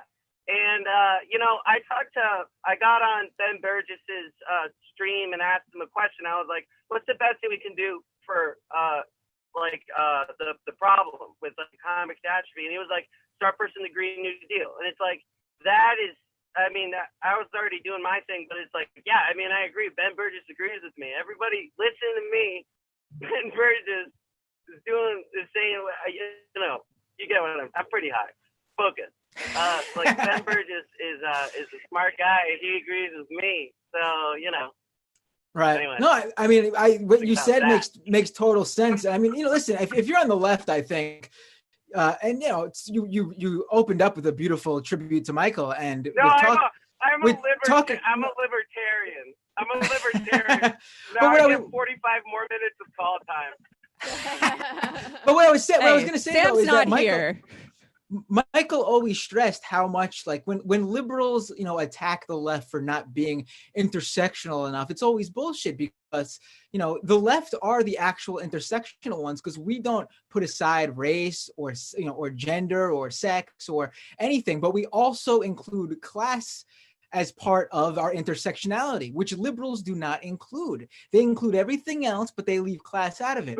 And you just, so it's always they pander to it, but it's just like another identity category to them. They don't understand that this is like the basic relationship that forms the basis for the entire capitalist system. But it's not even just another label or category for them, because it's probably the bottom barrel of the label or categories for them. They don't care enough about it. It's not like you can't even put it on equal footing to them, because it's not. They think it's such a bullshit issue that only like white people care about, as if there aren't poor people of all colors. It just doesn't make any sense. But the left truly is, when you get down to the policy, the intersectional ones who don't leave anyone, and no matter their class, race, religion, sexual orientation, gender identity, no matter what they are, they don't get left behind when from truly leftist policy and ideology. Yeah. It's speaking of that, I have my own Twitch channel, and I'm not going to plug it, but I will plug 2 other YouTube channels. Okay. And I've really been asking you guys, I've really been like in the comment section trying to get you guys to do this, but I had it like 2 great voices. Okay. The first one is Ayami Oshai Frimpong. Okay. You can just type in the Funky Academic. Ayami is spelled I-R-A-M-I, and then it's Oshai Frimpong, and that's hyphenated. He comes on every Friday at like 4, does like 30 minutes. He's amazing. And the other person I got to plug is Agitprop TV. Her Twitch name was Jupiter's Arcade, but she's off Twitch now. She's on YouTube. But I would die if I didn't plug these 2 people.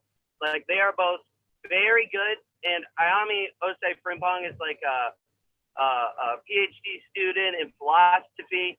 He's just, it's like being back in like a lecture, like back in college.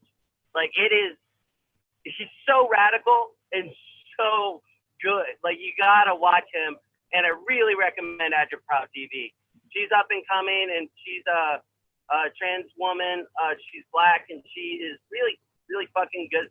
She's really good. She's got a growing base. It's coming along quick. So I recommend those two people very much. And with that, I say, much love to Matt, Brendan, Jamie, and what's the guy, the other Matt, and what's the guy who's in charge?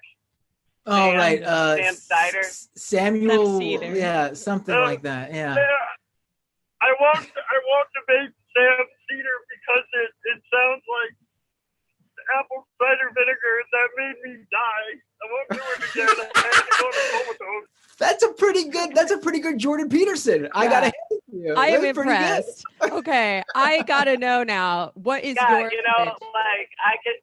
I can do like the feminine voice, but now I can do like any voice I want. It's pretty fun. Thanks for the call. Wait. You gotta tell us. You gotta tell us. You've been so generous with us and with everybody else. Now I want to know what your Twitch is. I can't hear you, Jamie. Oh yeah, what's your Twitch show? I can't hear you. What's your Twitch show? What's your Twitch show? Oh,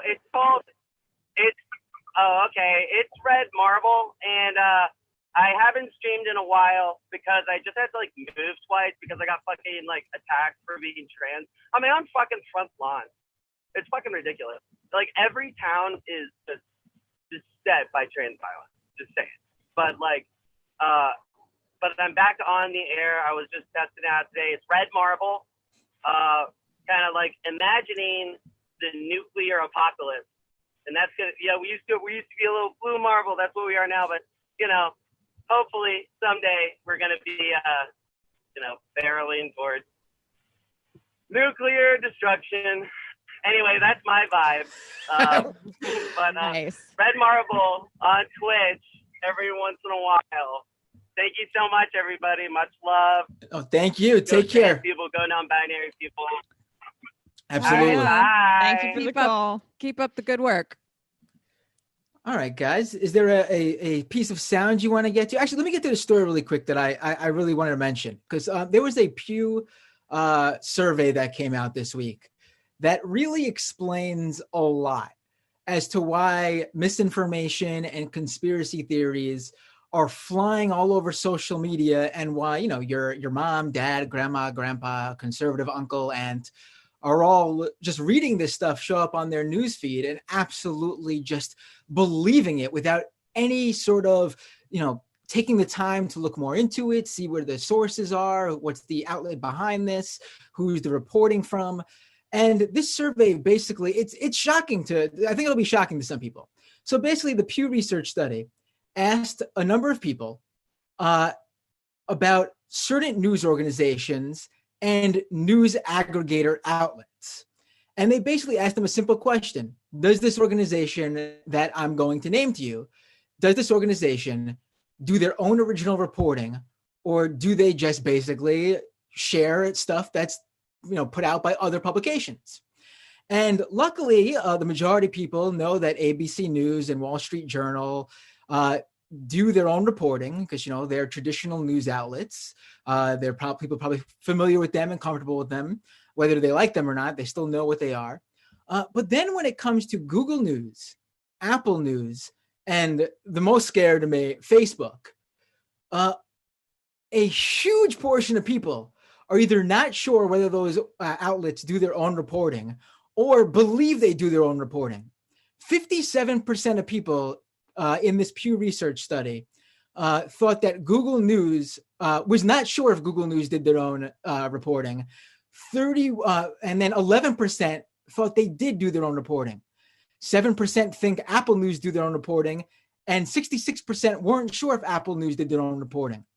And then 6% of people thought that Facebook did their own reporting. And then 42% of people who were asked were not sure if Facebook did their own reporting. It is like, it is astonishing to me that people think that, especially Facebook, which is clearly a social media outlet. I mean, I understand Google News and Apple News, there's news in the name.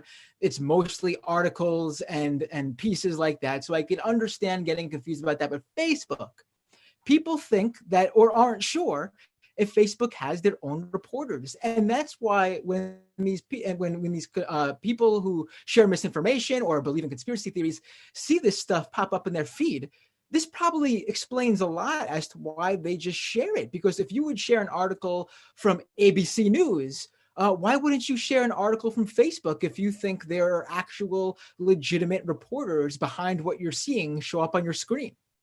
Yeah, I mean, I think, go on, Matt. I was just going to say one element of this is that they've done the sources of this fake news. It's not random people on social media. It is often political actors in legacy media or political legacy media, and then it gets filtered through the social media. But this sort of shows how that filtration has an effect, because people think if sort of Tom Cotton says one thing in a legacy and they present it in a sort of slightly, I guess, defensible way. But you have all these other publications that are social media only that can frame it in the raw way, that can really serve it up to people. I think that's like how this game is being played on the right, at least.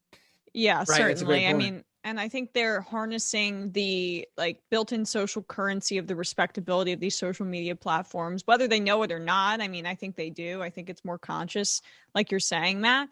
But because these social media companies like Google and Facebook have become such staples in society, people aren't looking at them purely as vehicles to seeing content. They are seeing them in the way they might see a cable news channel, or the way they might see CNN or CBS or whatever in the past.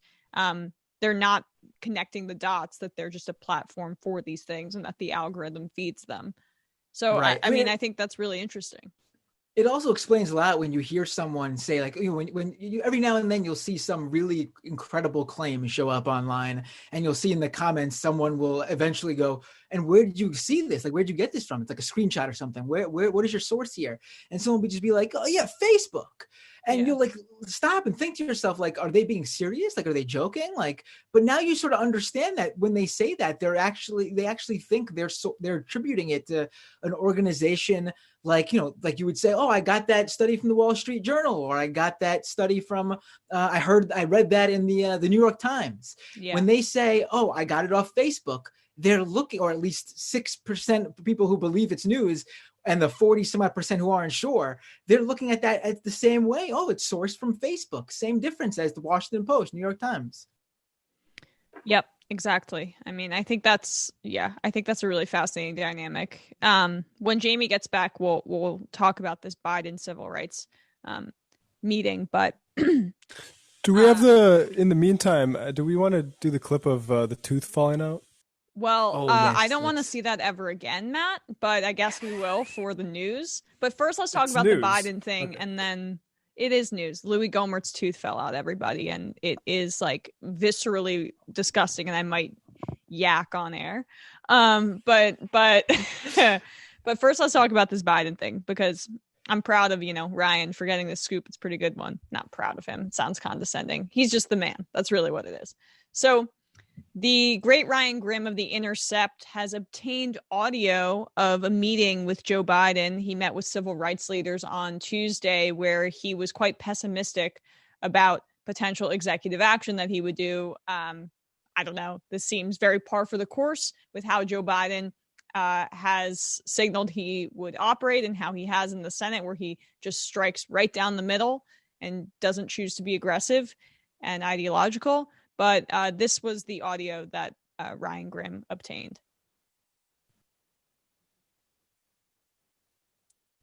One of the things I'd be concerned about, just as was pointed out to me that you wanted me to be concerned, Derek, I think it was you said it, about, dealing with Vilsack as in terms of agriculture. Well, first of all, you can learn more about Vilsack's record, but my point is this. I don't think we should make that a big issue going into before January 5th, when the election takes place down in Georgia. But I also don't think we should get too far ahead of ourselves on dealing with police reform in that, because they've already labeled us as being defund the police. Anything we put forward in terms of the organizational structure to change policing, which I promise you will occur, promise you. Just think to yourself and give me advice whether we should do that before January 5th, because that's how they beat the living hell out of us across the country, saying that we're talking about defunding the police. We're not. We're talking about holding them accountable. I just raise it with you to think about. How much do we push between now and January 5th? We need those 2 seats about police reform, but I guarantee you there will be a full-blown commission. I guarantee you it's a major, major, major element. And as Reverend Al said, I was a pain in the ass to everybody except him when we did the commission before. I didn't think we went far enough. We can go very far. It matters how we do it. I think it matters how we do it. As I learned early on, it's all right to question your opponents, and you're not my opponents, any of you. It's always appropriate to question your opponent's judgment. It's never appropriate to question their motive, even if you know it. Because once you question their motive, you're done. Okay, I don't know what he's talking about there, but what was also in this audio that was obtained was basically... You're done, Emma. You're done. I'm done. Yeah. Basically, Biden saying that he also, after, talking about defund the police, and even though Biden, you won Georgia, and this is where these runoffs are, as Matt just said in the middle of the clip, he basically said he's not going to do any executive orders when it comes to policing. And then that also signals that he's likely not to do executive orders when it comes to other issues like, I don't know, potentially student debt cancellation, climate change, things that we were hoping that he might be more progressive on. I don't know. We'll have to see. I don't think he has too much of a strict ideology, so he could be pushed in a specific direction. Chuck Schumer is pushing him on the student debt cancellation, but who knows? Who knows? Like, this guy is incomprehensible to me. But what's so frustrating is that they are unilaterally disarming on executive orders when the right wing does this regularly, all the time. Trump doesn't care. He comes in. He doesn't pretend to care about the constitutionality. And so it's necessary to have a strong executive action in order to undo all of the aggressive executive actions done by hardline conservatives like Trump. Yeah. So first of all, I do think that Biden is ideological, whether or not it's a consciously held ideology. Like, you can't look at the man who wrote the 1994 crime bill or the man who, was the senator from the credit card companies and say this man is not pushing a certain ideology. When it comes to both white supremacy and the sacrosanct quality of debt, right? This is why I never believed that he was going to cancel people's student loans on the federal level. But I have some points related to the racial justice angle on this, because I think that's the most important one. I mean, first of all, this just reminds me of a recent episode of Citations Needed that really goes through how politicians, including Joe Biden, they do these meetings, these commissions, these task forces. Democrats love to do that in order to look like they care about a problem, but actually bury it, right? It goes back to that HR training, where people are trained to say, we see you, we hear you, we're valid, and then not do anything for the workers that they want.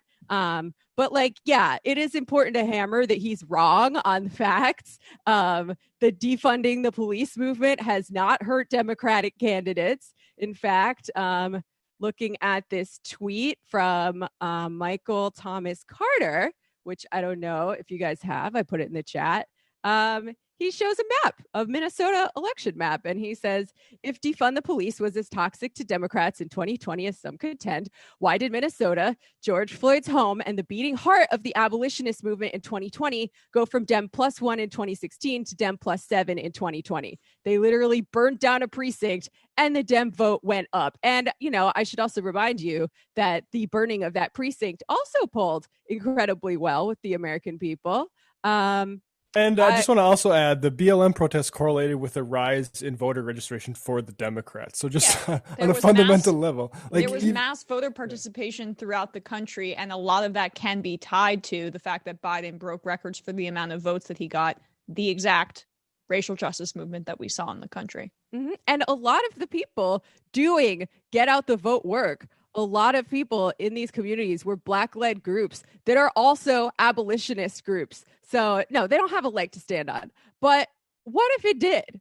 Like, it's not. But let's just say, for argument's sake, that it hurt certain Democrats' electoral chances. Like, would the movement be less honest about our goals? Would we be would we change our minds about what we think needs to happen in order to fix these problems in our society? No. I will also say most of the concern trolling here is coming from people who don't support our goals in any way, shape, or form. You think Barack Obama wants to decrease funding to police departments?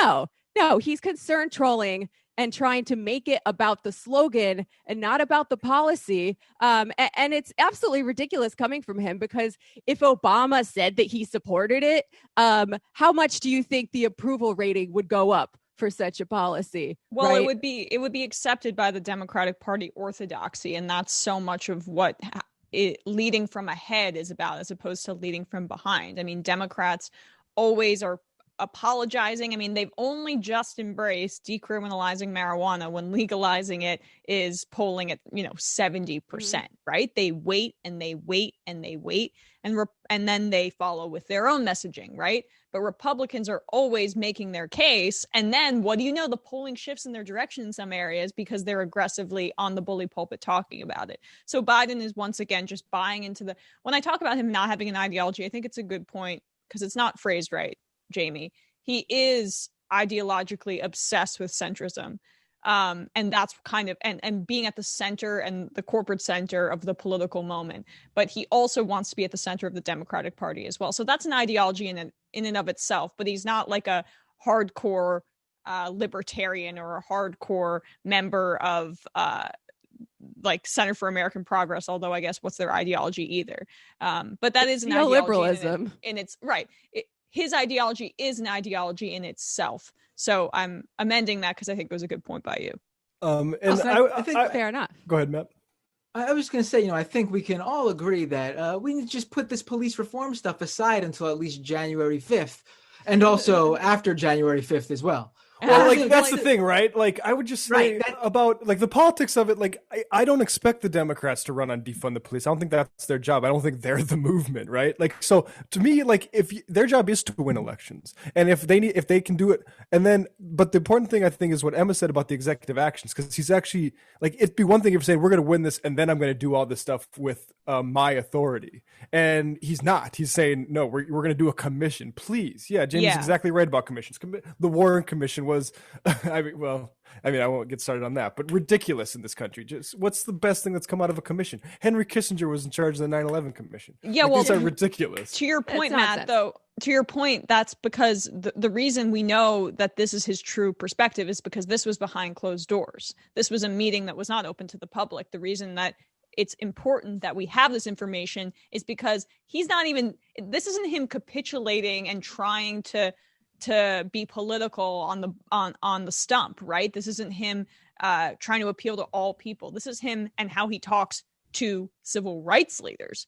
So that's a terrible sign in of itself. Yeah. Well, but we know that Biden doesn't really believe in civil rights, right? Strong Thurmond, and this busing, is him. bleh. This is him trying to appease them, and he still sounds like a racist piece of shit. I just want to spot the primary might have changed his opinion on civil rights just a little bit. Yeah, we should play his executive order clip too, when what he said about the constitutionality of executive actions that he might do. For sure. But before we do, I just also want to read this quote from the New York Times in 1859 on the abolition of slavery movement, because I thought you were going to drop a Joe Biden quote. I was going to say, I didn't realize he was that old. I mean, it might as well. If Joe Biden were around then, he definitely would have said the same thing, which is, and I quote, They are as rancorous and abusive as if they were on the point of utter annihilation.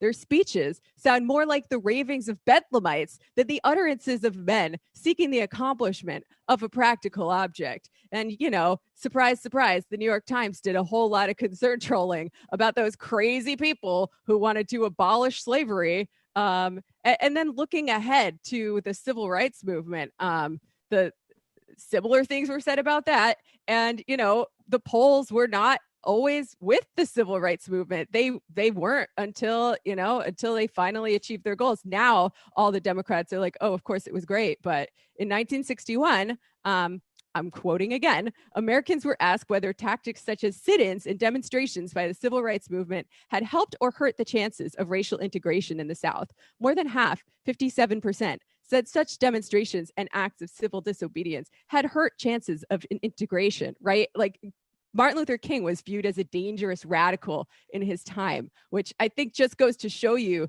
that social movements can't base themselves on what the polls currently say of a populace that has been highly indoctrinated and inculcated with the dominant ideology of the time, you know? Yeah, King was deeply unpopular at the time of his death, and yet Reagan then starts Martin Luther King Day and pretends like he wouldn't have been vehemently opposed to him, or wasn't vehemently opposed to him in the time.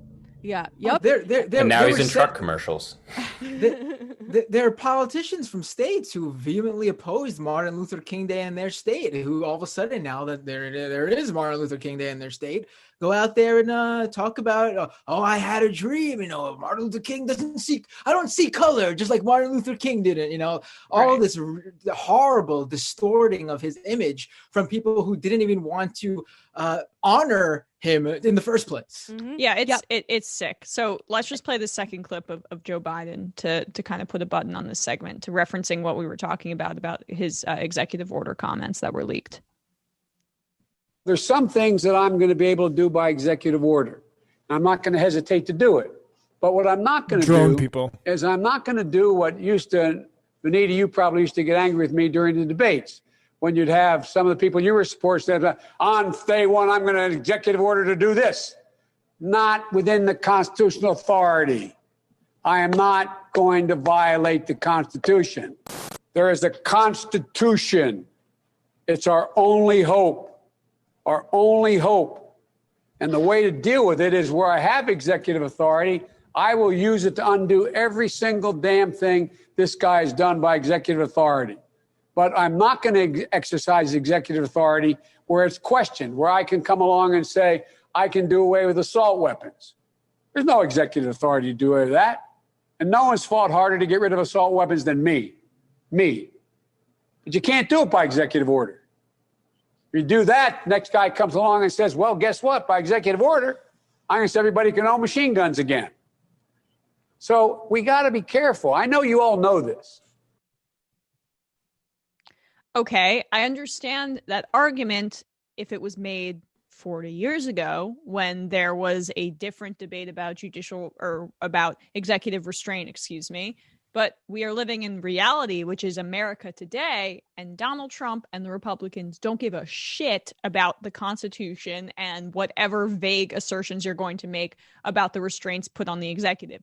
That we are living in a post-executive restraint society, put in place very much so by the Bush administration, especially, where they just trampled on all of that. So I hate when politicians live in theory, constitutional theory class. This isn't, poli-sci 101. This is it's not even the constitutionality that he's having a problem with. It's that the next president would overturn it. Which, that's two separate things. So don't do anything. Right.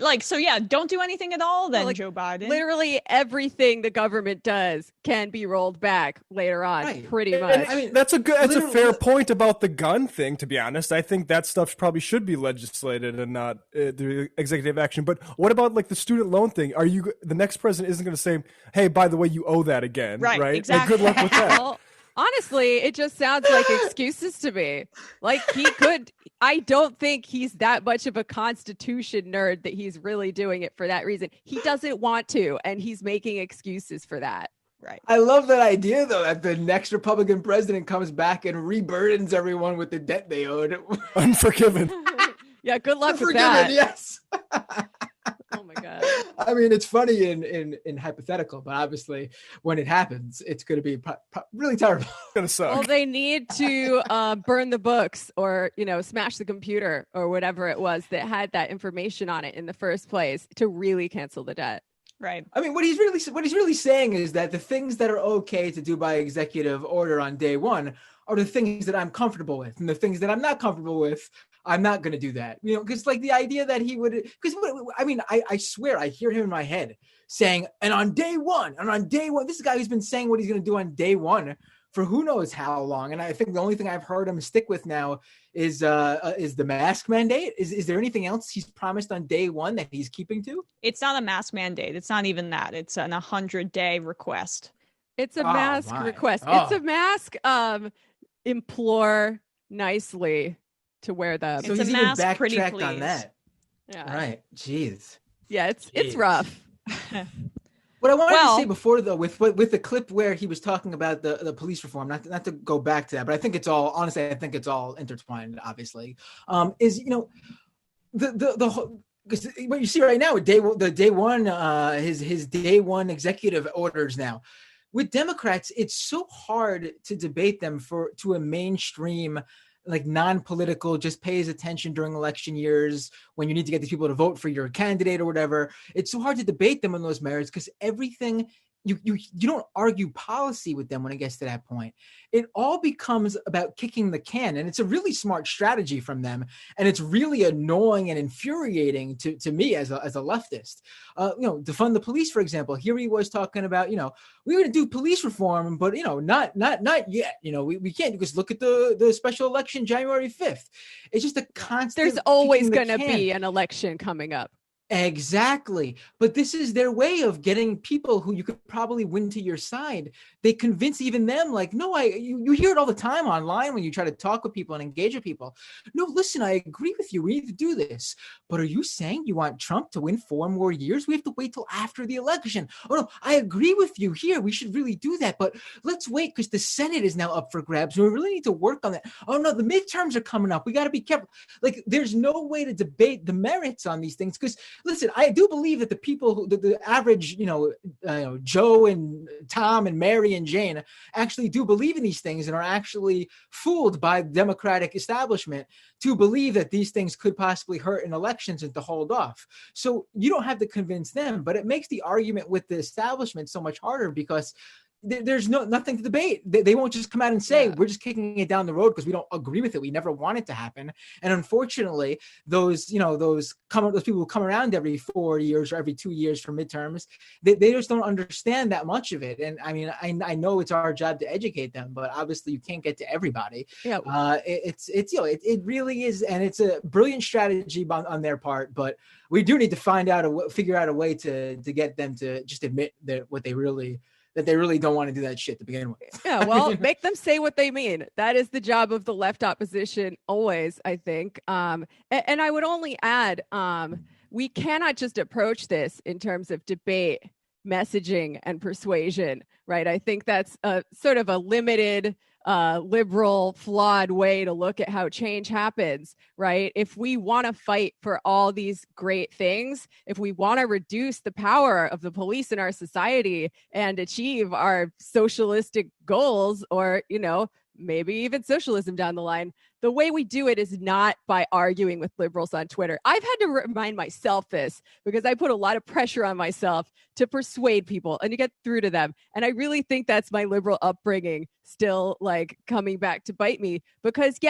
political education serves a purpose. What we do is not meaningless, but I think the real way that you build power and change is not by persuasion, but by building institutional working class power. There's no substitute for organizing institutions, organizing groups. Because even if people agree with you, they'll say, okay, what do I do now?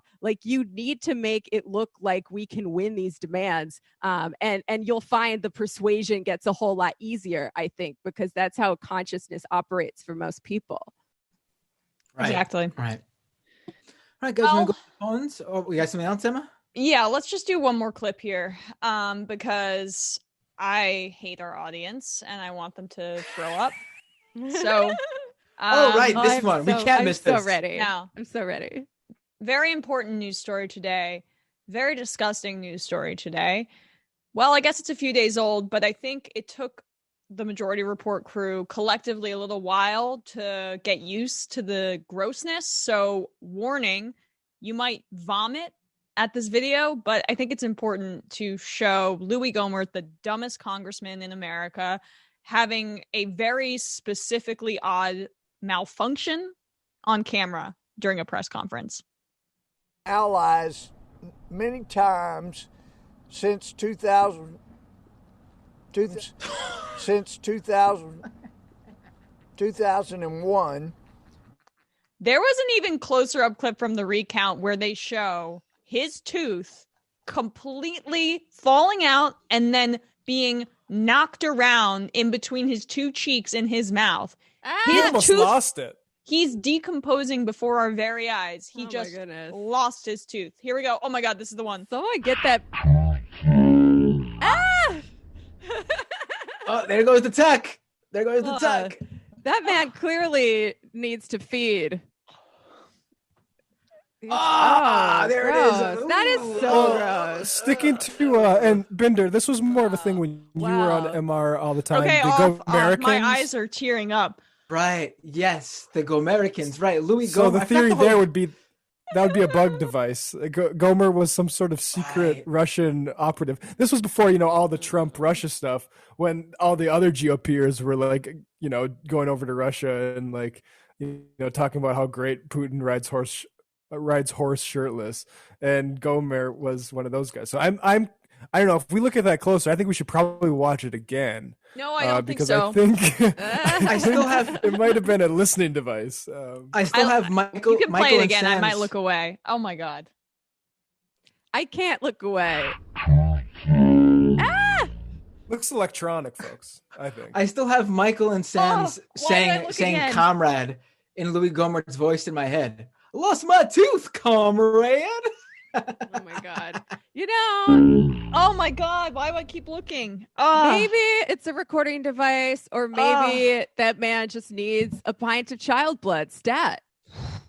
Here's the thing, though. I wouldn't. If that happened to me, if I lost a tooth while I was talking or whatever, I would not trust the tuck method because I would be too worried I'd swallow it and there goes my tooth.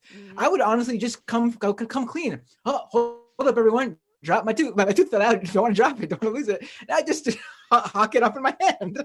So the tuck method means you put it in between one of your gums and your cheek. That's what it is? Yeah.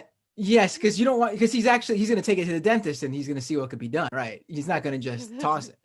No, Right. he did not skip a beat. That man is clearly a pro. Yeah, but I think that tooth might be shot if it just falls out like that and decays. I like that was it's on not par with Ted Cruz's mysterious white thing. Like that also made me the spittle. sick. I feel like that happens a lot of the time when people get dehydrated. They just have this like thick white spittle that forms on their Yeah. mouth that won't go away. I had a screenwriting professor who would have it pretty much every single class period. He's a dry boy. We gotta. I can't even talk anymore. I'm too much watching Gohmert's Disgusted by It. Any of you ever Do had I a have my professor teeth left? Like I whose feel like teeth all my teeth fell out are during gone. class? No, we've all had that horrible, horrible dream, right? Where your Yeah, teeth we were fall talking out. about that actually the I other actually day haven't. in the pre-show because it's the sign if you're feeling insecure or something, you have a dream where your teeth Or fall falling out. out, yeah. I actually have like a built-in retainer on my bottom 4 teeth. I have the same thing. Still, yeah, and I like it's been there for a while, and I was just having this discussion like, should I get it taken out? But I actually get paranoid that just once it's gone, my teeth will just fall out. Not a real fear. Yeah, there's some of my most vivid dreams. Like I literally wake up thinking like, oh, I guess this tooth is loose and I'm just going to take it out, I guess. And it feels so real. Yeah, it feels so real in your dream. So like that's maybe why I have that visceral reaction, but it's also just the feelings I'm imagining, like it clanking around and touching your other teeth and like it just being swirling around in the all right. Imagine I think we spent chewing a tooth. I've never had these dreams. What's wrong with you guys? The dream that I've always had and always affects me is I always have a dream where I forgot to go to a high school class. Yes, I mentioned this one directly after when we were talking about it. Oh my God, pre-show, I'm actually. so sick of those dreams. I'm so sick of high school. It was such a long time ago. I took all the classes that I needed to. I swear. Yeah, I never cut. I never skipped class. Yet I have these dreams where I forget about a particular class on my schedule for the entirety of the semester. And then I suddenly remember at the end of the semester that I forgot to go to this class. Mm-hmm. And then I wake up in like a deep sweat worrying if I'm going to pass. Then I'm like, oh, wait, I graduated from high school, 16 years ago? What's going on? Yeah. I had more about college. It's often a cross between high school and college for me, which is its own kind of messed up. That's so interesting. But but I actually oftentimes now, at the end. Oh, sorry, go on. At the end of the dream, especially when I'm just trapped in high school, I usually remember, wait a second, I went to high school and college and I'm 35 years old and I don't have to be here. And then I just leave. It's great. I have dreams that I miss the show, that I oversleep and miss the show. Yeah, I have dreams about this show where nothing works and Sam is just yelling at me. Oh, I have had a few dreams where I walk into, funny enough, the old studio in the closet in the shadow of the Empire State Building, where I would walk into the studio and Sam would be on the floor, like trying to untangle a giant thing of wires. And he'd turn around when I'd walk in and he'd be furious that I'd left that. That seems pretty true to life. Too real. Yeah. All right. Do we want to do that Rudy Giuliani clip, or maybe we want to do? Let's do it. We're gonna roll with the clips. Let's do it. Look, I'm trying to run a tight ship here. Okay. So, can we get some context on this? I don't even know what clip you're talking about, to be honest. It's in the chat.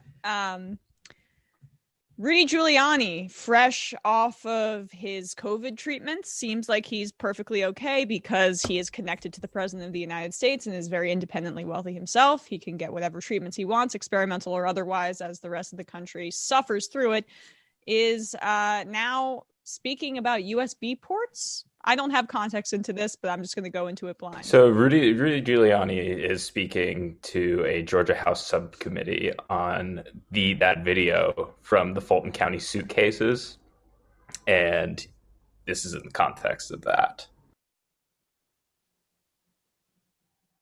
Quite obviously, surreptitiously passing around USB ports as if they're vials of heroin or cocaine.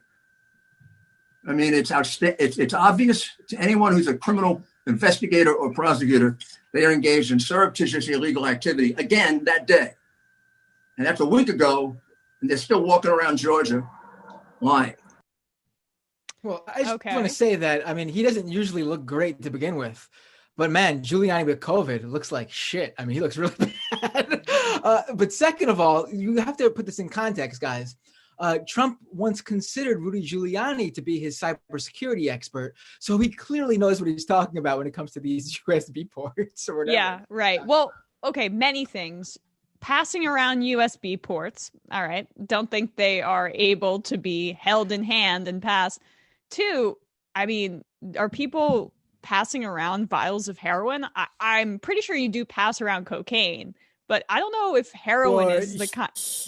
He means it like a drug deal, like so, like you're secretly doing it, right? So on my laptop here, I'm just passing around the ports, not the laptop itself, like because the port can be independent of the laptop, apparently. Yeah, how's that supposed to work?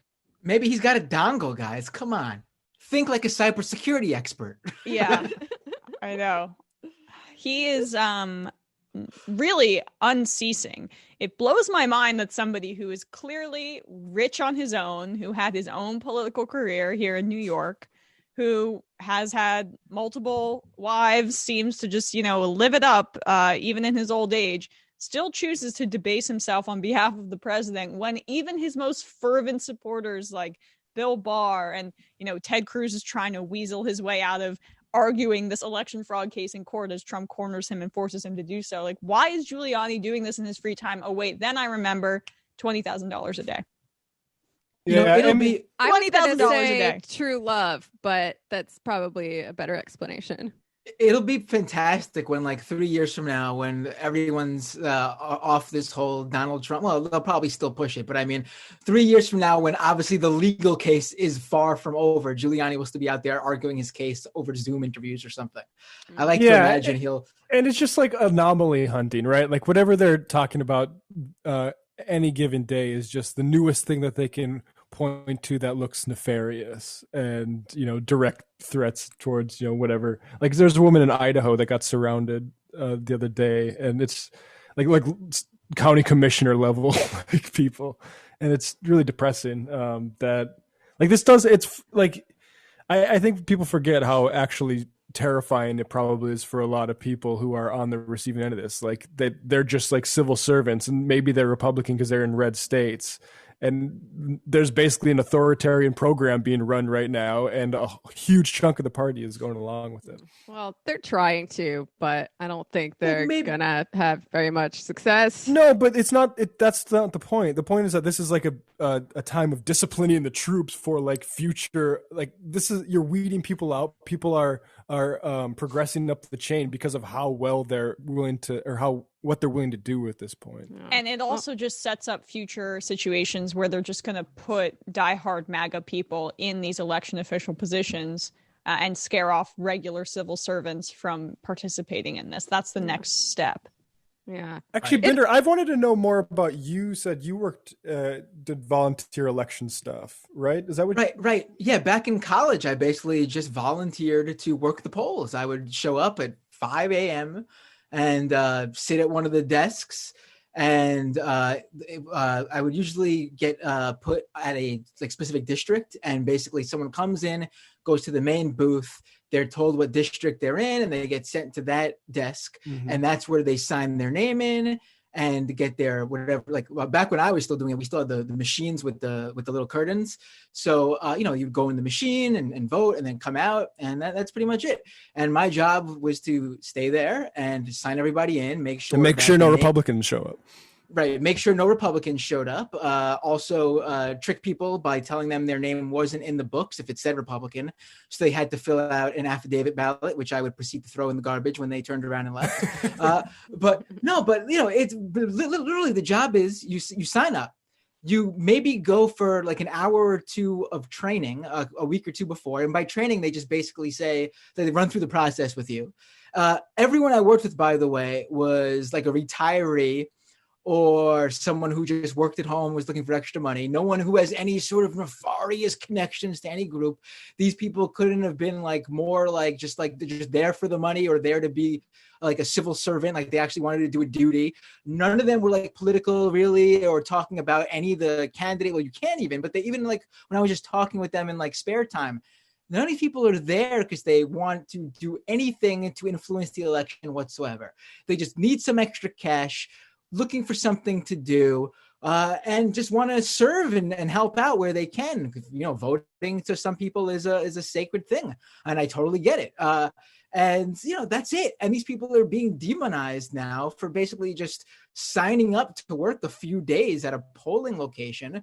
And it's just so ridiculous. These people who are attacking them have no idea how little these people are connected to the process. You can literally go on Craigslist in the months before an election and find the links to sign up, because that's where some of the jobs are put. They just need as many people as possible to just sit at a desk and show people where to sign and check to make sure the signatures match. That's all it is, really.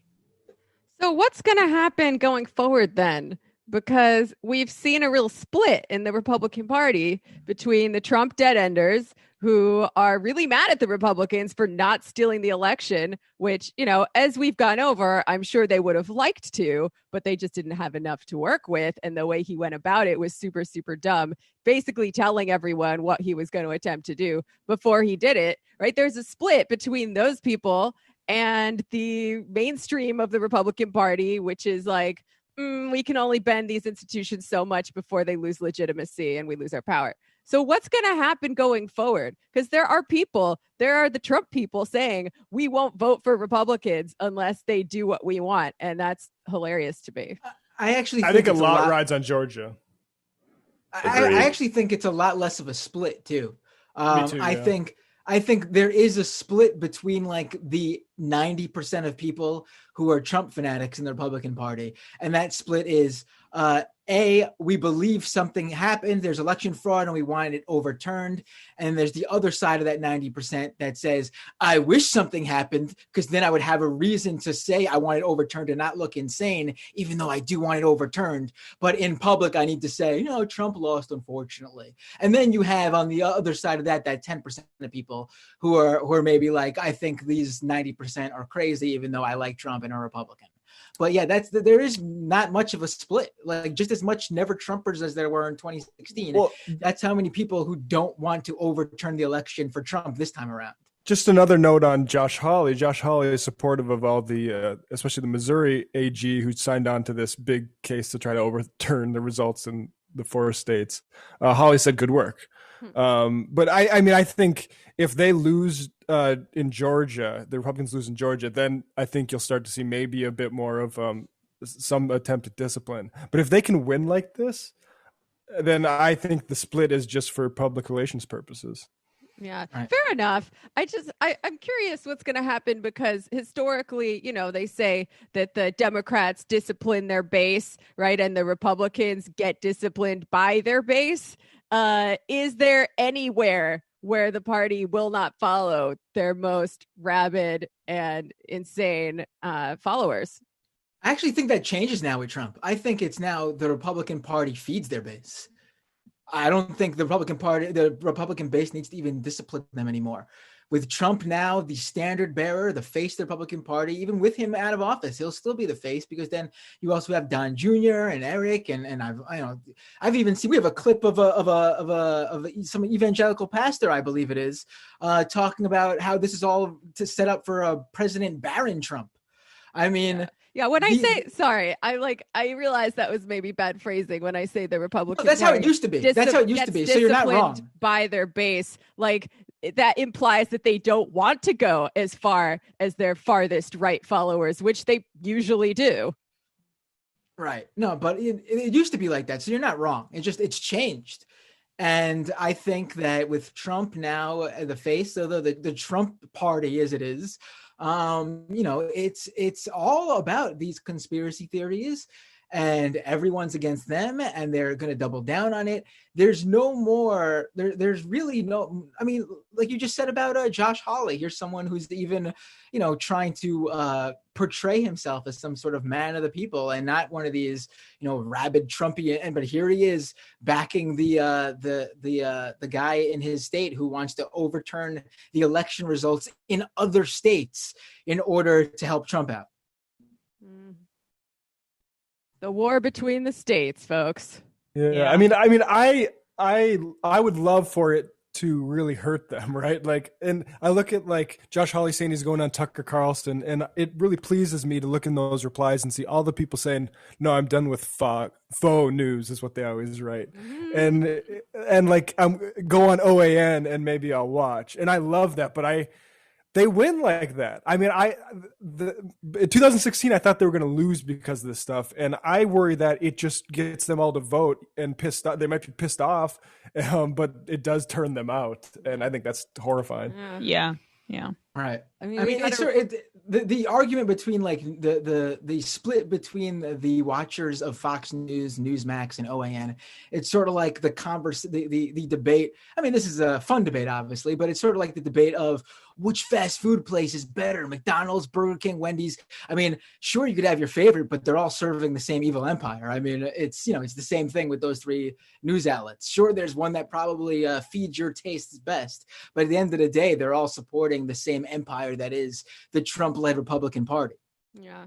And we also have to remember that the Republican Party is a lot more ideologically unified in its project than the Democratic Party, I would say, right? Because the Democrats have to do this double dance where they're like, oh yeah, we support workers, we hate white supremacy, blah blah blah, but also at the end of the day serve their corporate overlords when push comes to shove. Whereas the Republicans don't really have that conflict, right? They serve capital, they serve the bosses, they serve white supremacy, they serve patriarchy, they serve all of these things, and the people who vote for them have more money on average than the people who vote for Democrats. But there is like a small slice of working class people who also support the Republican Party because of this culture war garbage. But it's a much easier project, and because they've been tricked into thinking that they support their economic interests by voting for Republicans. But it's a much easier project, I would say, than what the Democrats are trying to do. Right. Yeah. You guys want to go to the phones? Sure. Let's go to who's been waiting the longest. I feel it's honestly always the same, like half dozen people who call into the line first. Have they just perfected the exact moment when to call in to get to the top of the queue? It is insane. Well, we should ask. We can ask them. Yeah, let me ask them. All right, let's go. Here we go. 308. What's your name? Where are you calling from?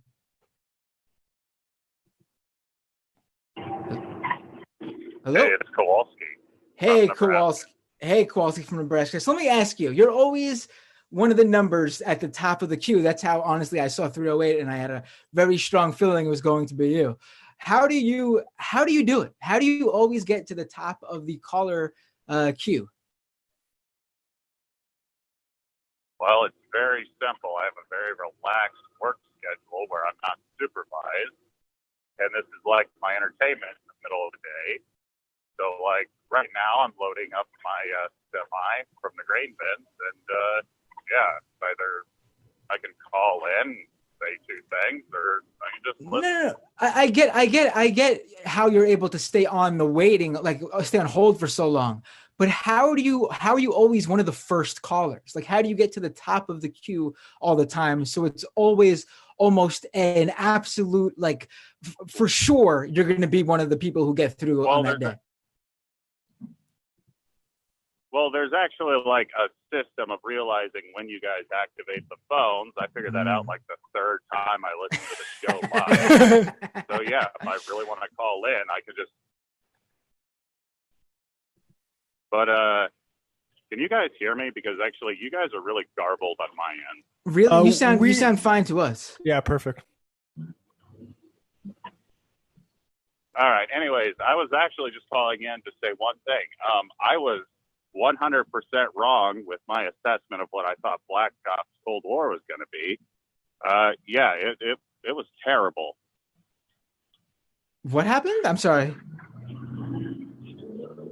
What? Call of Duty game. I had called in like 2 months ago and said in defense of Cold War, their whole Reagan thing, it might be a little more nuanced. It wasn't. Okay. So yeah. You Also, got blinded by hope, Kowalski. Kowalski. The Soviet Union to win the Cold War. So. All right. Well, thanks for the call, Kowalski, if that's it. Yeah, that was about it. Oh, also, the Secretary of Agriculture pick is not going to make anybody happy for a whole host of reasons. But, yeah. Oh, yeah. Can you tell us a little more about that?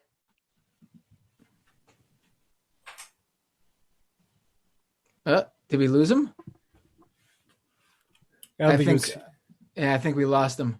All right, I'm actually the caller dashboard here is a little bit slow today too, so I hope that's not causing any of the issues. Like when I click to put someone live, they don't move into the appropriate section. But let's go to the next call. I was wanting to hear more of what he thought about Vilsack, because I know that he's got a horrible civil rights record with black farmers in particular. I think we can get Kowalski to call back in on that. Also, he's got his own show, I think, called Prairie Fire, so people might want to check out that on Twitch. All right, doing the plugs for him. That's really, I'm sure he would have. Really got us wrapped around his little finger there.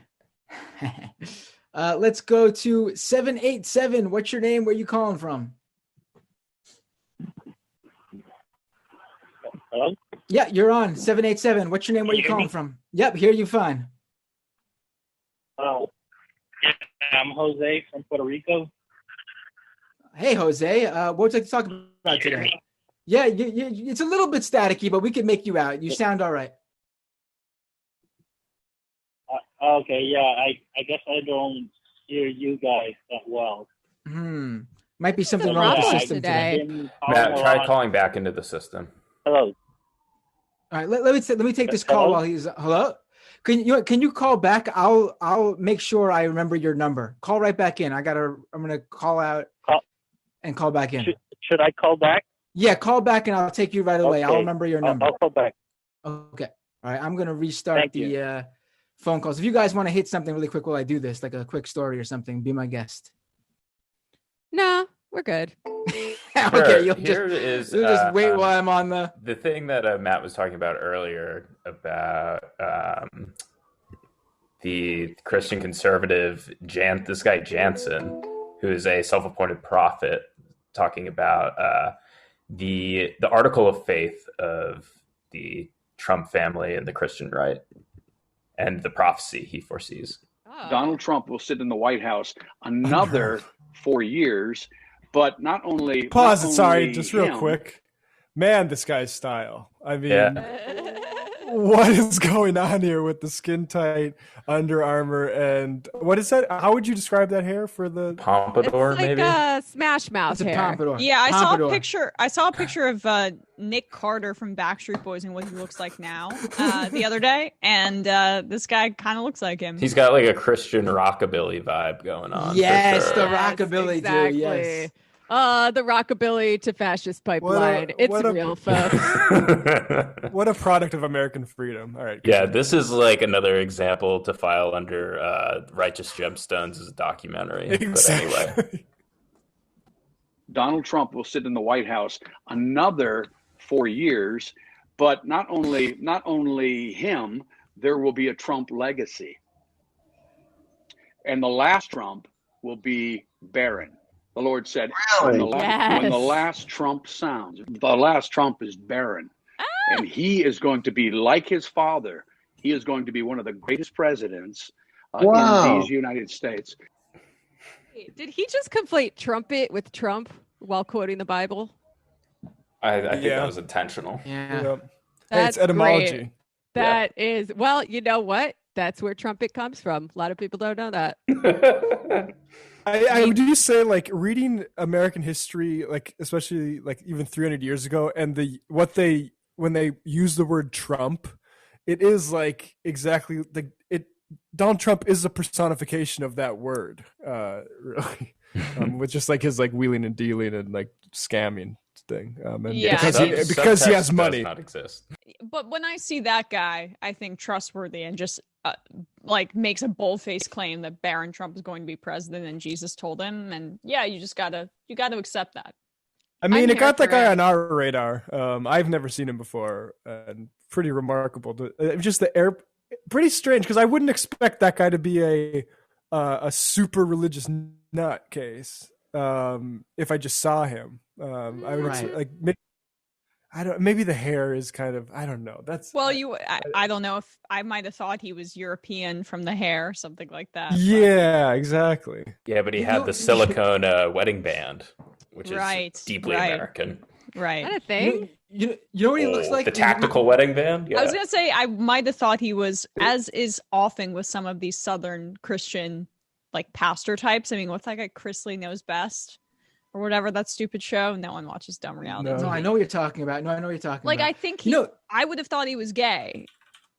But then you just find out he used to be, but then he went to camp and right. That's what I'm trying to say. I went European first to dip my toe in the water, but really what I was always thinking was, you know what he looks like. You know what he looks like. He looks like Johnny Rodden today. Right. He looks like he has that like vibe going for him. Also, a guy with bad politics. Yes. Yeah. I just feel maybe there's something about that aesthetic. The lazy old rocker. Yeah. All right. I think the phone line should be working now. You guys want to go back to try that again? Yeah, let's do it. Where is that caller? Let me see. I don't see him. This might be, no, that's not him. I don't see him, but let's just go to the, this might be him. Here we go. 330, what channel are you calling from? Oh, he just hung up on me. You gotta be kidding me. All right, we'll go to another one. 317, what's your name? Where are you coming from? They're listening to the show. That is, well, you know what?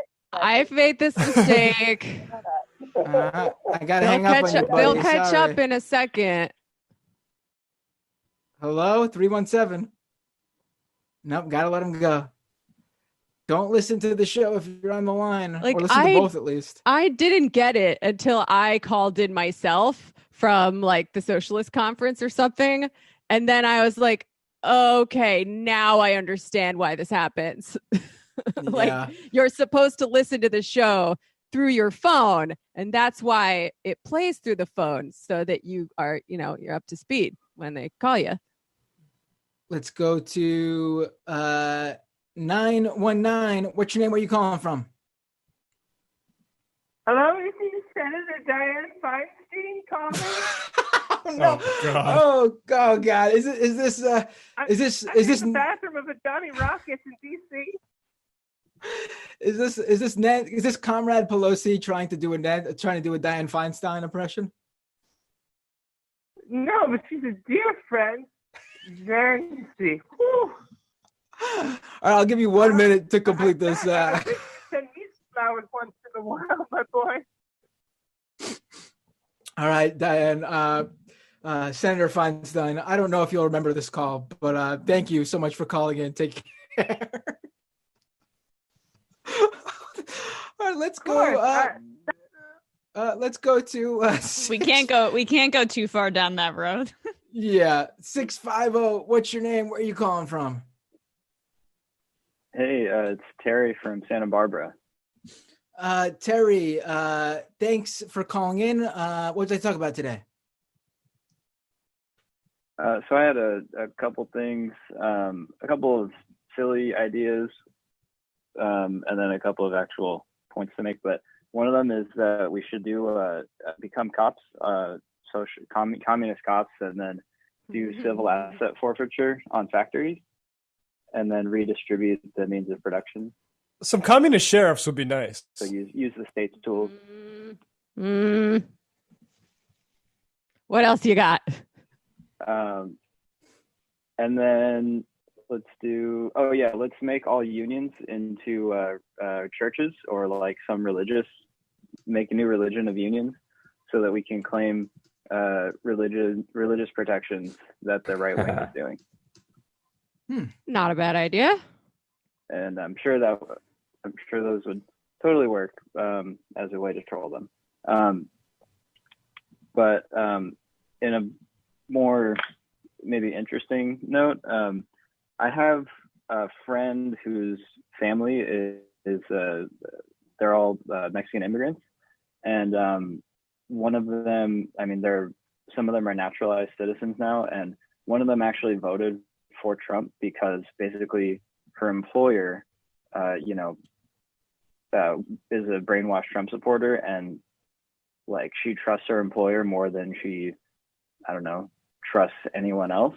So the fact that her employer told her that, Biden would raise her taxes was enough to convince her, kind of thing. So that could be another source of unexpected sort of Latino support for Trump. It's never good. Working class support for Trump is just.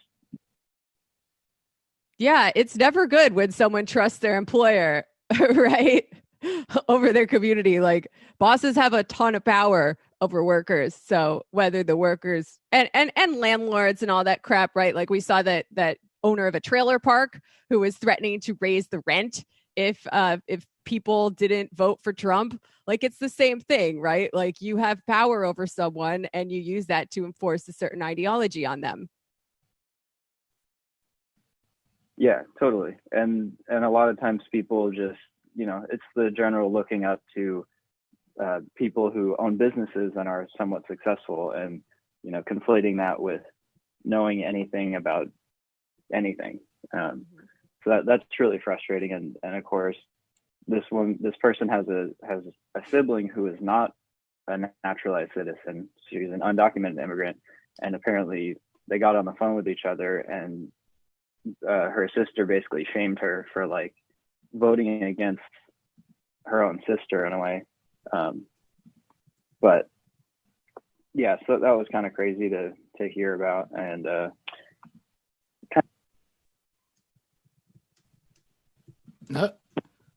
what is going on with the phones today?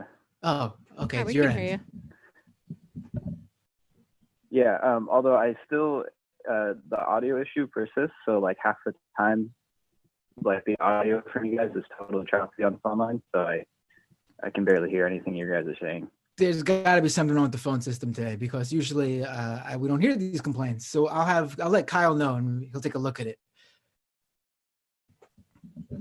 But was there anything else, or?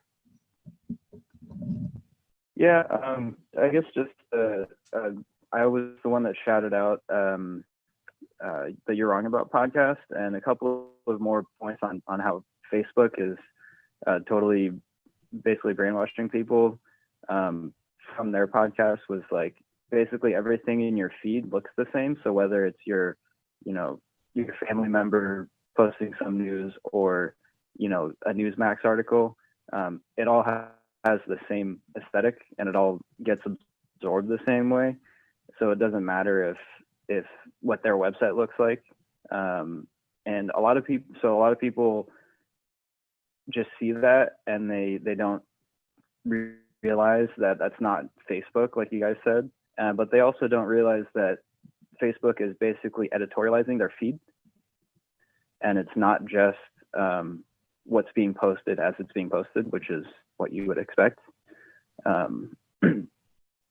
Yeah, so people are just completely unaware of how that works in multiple ways. Right. When you say Facebook terrifying. editorializes too, people need to understand that it's very much based on, obviously content that's promoted via monetization, like organizations paying to get their stuff in your feed. But then organic stuff, it's not just naturally showing up or even showing up as it comes in, like chronologically. It shows up based on what the Facebook algorithm sees you already interacting with. So if you've read a few right-wing articles via Facebook, they're going to say, oh, this person is, most interactive with our platform and most engaged when he's being fed right-wing content. So we're just going to make his or her feed entirely conservative right-wing outlets. And that's how people fall deeper and deeper into this stuff, because that's all they start consuming. And they get caught in this filter bubble where they just think that's what everyone is seeing, and that this must be just what's the news. This just must be the truth that everyone's being told. Yeah, totally. And with the like the ad supported or paid content too, I mean, I don't think people realize how much more money, just from a material basis, how much more money comes in from conservative and corporate interests, just because there's more of it on that side. And so the notion that Facebook is in any way biased against conservatives is ridiculous. I mean, because they're literally getting their money from conservatives disproportionately and corporate advertisers.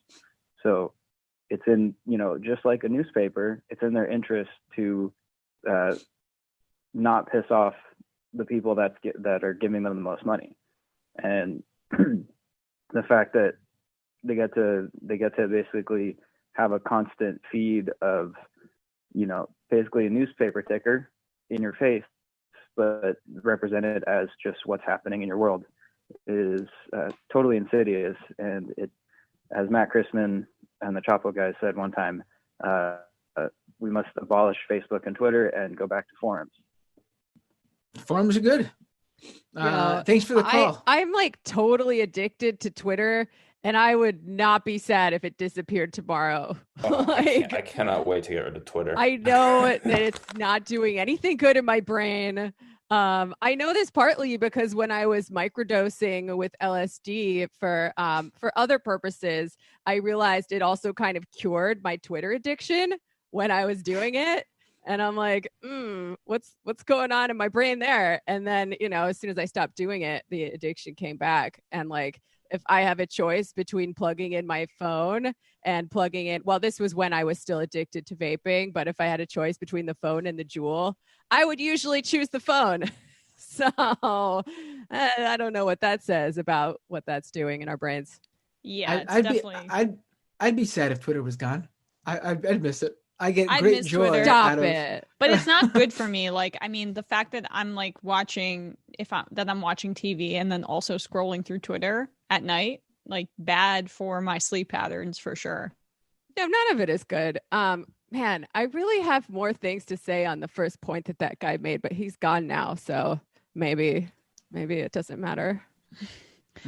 We got to build unions. We got to build community, folks. It's a really dark aspect of capitalist ideology that workers are convinced that they don't know enough to do things on their own, that they don't know enough to run production on their own. So that's why they need the bosses, that they don't know enough to figure out who to vote for on their own. And, the only way we're going to combat that is with, I hate to sound like a broken record, but worker solidarity and organizing. And that is going to help people help each other realize the boss is not your friend. Actually, they don't do anything. They don't serve any important purpose in society. They don't know shit, whether that applies to voting or running the processes that produce all the stuff we need. There's no way around it. All right. Let's go to, there must be something wrong with the calling system because the IMs are lacking today, which means I'm sure it's not that people aren't sending them. They're just not coming in for some reason. So let's go to another call and hopefully it'll sound all right. I think this is the caller who is from Puerto Rico. Let's see. 330. What's your name? Where you calling from? Hey, my name is Seven. I'm calling from Youngstown, Ohio. Oh, so it's not okay. Well, I thought it was someone else. Can you guys hear me? Yeah, I can hear you. What's up? Puerto Rico of Ohio, as they call it. Yes, the Puerto Rico of Ohio. Yes. Yeah. So I actually messaged yesterday talking about, so as early as November, I was working for Turning Point USA. And as of today, I've gotten into this weird place where I find myself criticizing Biden and Harris from the left. It's the strangest thing I've ever experienced. Whoa. We gotta rewind here. We gotta back it up. I don't really care about the criticism of Biden. Yeah, we have that in spades. But what's about this former TPUSA guy? Yeah, what happened here? How long ago did you work for Turning Point USA? So I stopped working for them in the first week of November. But I basically worked in conservative politics. Yeah, of this year. So wait, you went from Turning Point USA staffer to Biden Harris criticizer from the left in 1 month. What's going on here? You got to break it down for us.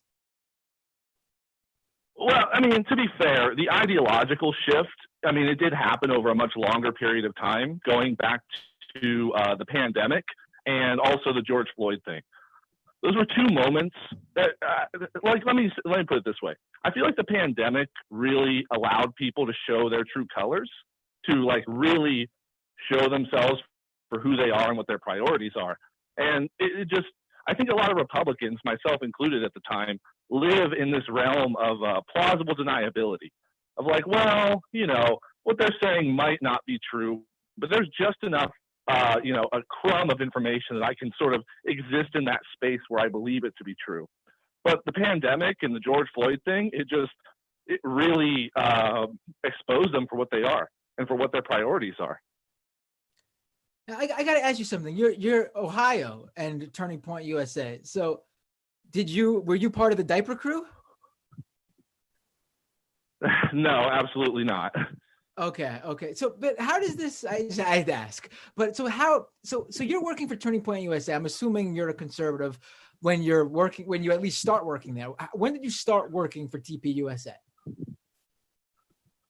I started working for them in December of 2018. I graduated college in the summer of that year. I worked for the Leadership Institute, which is one of the sort of behind-the-scenes conservative organizations where I was a field representative. I would go out there and I would, recruit students. I brought Nigel Farage to schools. I brought Don Trump Jr. to schools. I was actually I was their top activist that year. But then fast forward to 2020 during the pandemic, I just realized, like, here we have Republicans handing over trillions of dollars to people who are already rich, corporations who, wasted all their cash reserves through stock buybacks and other ridiculous shit like that. And it just became so difficult for me to defend the indefensible. I increasingly found myself in this spot where it's like, I feel like I'm smart enough to know this is bullshit, and yet my paycheck is tied to defending, like I said, the indefensible. I gotta be honest with you. I'm a little suspect. Not that you're a left winger. I'm a little suspect that you were ever working for Turning Point USA. I'm not to, because you're talking a little bit way too well informed for someone who made that switch like that. Even if you're saying it started a little while earlier. Yeah, Matt wants to see your credentials. Yeah, can you give me something that makes you think, like send me some DM or something that because I'm a little bit in shock right now. Okay, go to Google. Okay, I'm going to Google. Listen, go to Google right now. Right. Look up Nigel Farage at Lock Haven University, and then Seven Surack, last name Surack. You will find a quote from me where I'm talking about how Trump is a populist and how he's giving people what they want. Give me your last name again. I'm sorry.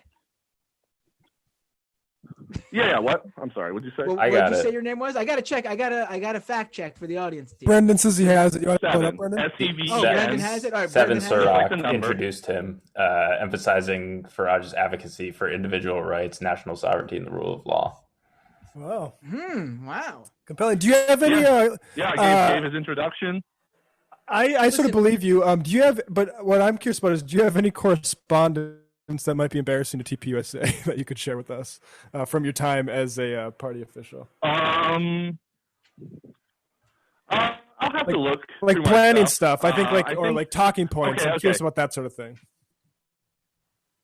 When I had what do you mean, like talking? Like, when I had the Kent State Gun Girl on my show back in 2018.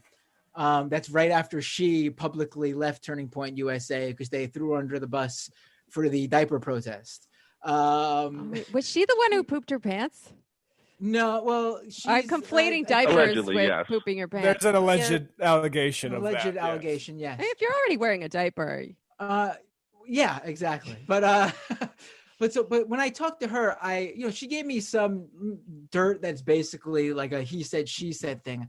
But shockingly, they really don't give much to people at any level other than like the very highest in Turning Point USA. Like the whole organization is pretty much enriching Charlie Kirk, and that's it. Like there really isn't no board of right. But I'm just curious if there's like guidance on that ever or something like that. Yeah, but I get what you're saying. It's not so. Like, no, that's very true. I mean. How did they win you? How did they win you over? Was it just that you were familiar with them because you were a conservative, or was there something specific that sort of made you want to go out and work with Turning Point USA in 2018? So it's kind of a long story, but I'll give you the short points. I was more of a libertarian. I was the libertarian guy in college. I started a Young Americans for Liberty chapter at my university. I was that really annoying guy that always wanted to argue with people about like the finer points of tax policy or whatever stuff like that. So when I graduated, it seemed like a natural progression to work for a semi-conservative libertarian organization. But being that they're conservatives, this is the Leadership Institute I'm talking about, not Turning Point. I was a contractor, right? I was an independent contractor. They paid me peanuts. My contract ended after 3 months. So the thing with Turning Point really was just money. It was that they paid a good salary. They gave us good health insurance. I had a corporate credit card for my expenses because, my job was to travel all over the state of Pennsylvania and New York and, push their propaganda bullshit. So it really was just money that made me want to work with Turning Point USA. I mean, I had always felt like, what was the main thing they had you out there pushing? Because usually from my personal experience, just seeing them out at these different conservative events that I have attended also when reporting on this stuff, their main thing was really to be the youth arm of the Republican Party that fights against the growing movement of democratic socialism. Was that sort of the same thing they had you pushing, or was there something else they were on when you were there? Oh man, there's a fairly wide variety of things, but I'll just try to list what I feel like the most relevant are. I mean, they had me out there. Have you seen those blue "Socialism Sucks" signs? Yeah. That kind of are supposed to look like Bernie's camp. Yeah. So I was out there holding that bullshit. They have like Israeli exceptionalism because they fucking love Israel for some reason. They do the taxation is theft. That's one of the big ones they push. I'm trying to think of some other ones. Free the First Amendment. Basically, there are all these really bad slogans thought up by these billionaire boomers on the the board of directors or whatever they call it, that they think like young people can relate to. Which, let me tell you, as someone who was on the ground doing this stuff, talking to these students, it fucking doesn't. It does not relate to them at all. Right. So is Turning Point USA? Am I allowed to curse? Am I? Of course, yeah. On the fun half, you can do whatever you want. It's a bit of a gray area, to be perfectly honest. But no, you're fine. You're fine. Do what you want. Not with impunity. I'm not allowed to curse, but you are. Folks, I gotta hop off right now. All right, I'm gonna take full advantage of that. Okay, all right, Emma, hold on. Emma's got to go. So first, let's say bye to Emma. We'll go another couple minutes with with you here because I do want to talk. Loving the call. Later, guys. Take care, Bye. Emma. Bye. Have a great week. You too. Bye. All right. So let me ask you this. So when Turning Point USA has you go out there and you're trying to win over people wait, so what are you trying to do actually? Just get them to like send membership dues, or like what is Turning Point USA trying to do when they hire people to go out there and try to get people, whatever you were doing, like were you getting people to pay you guys like a membership, or was it just to get signatures with contact information? What was the goal to have you go out there?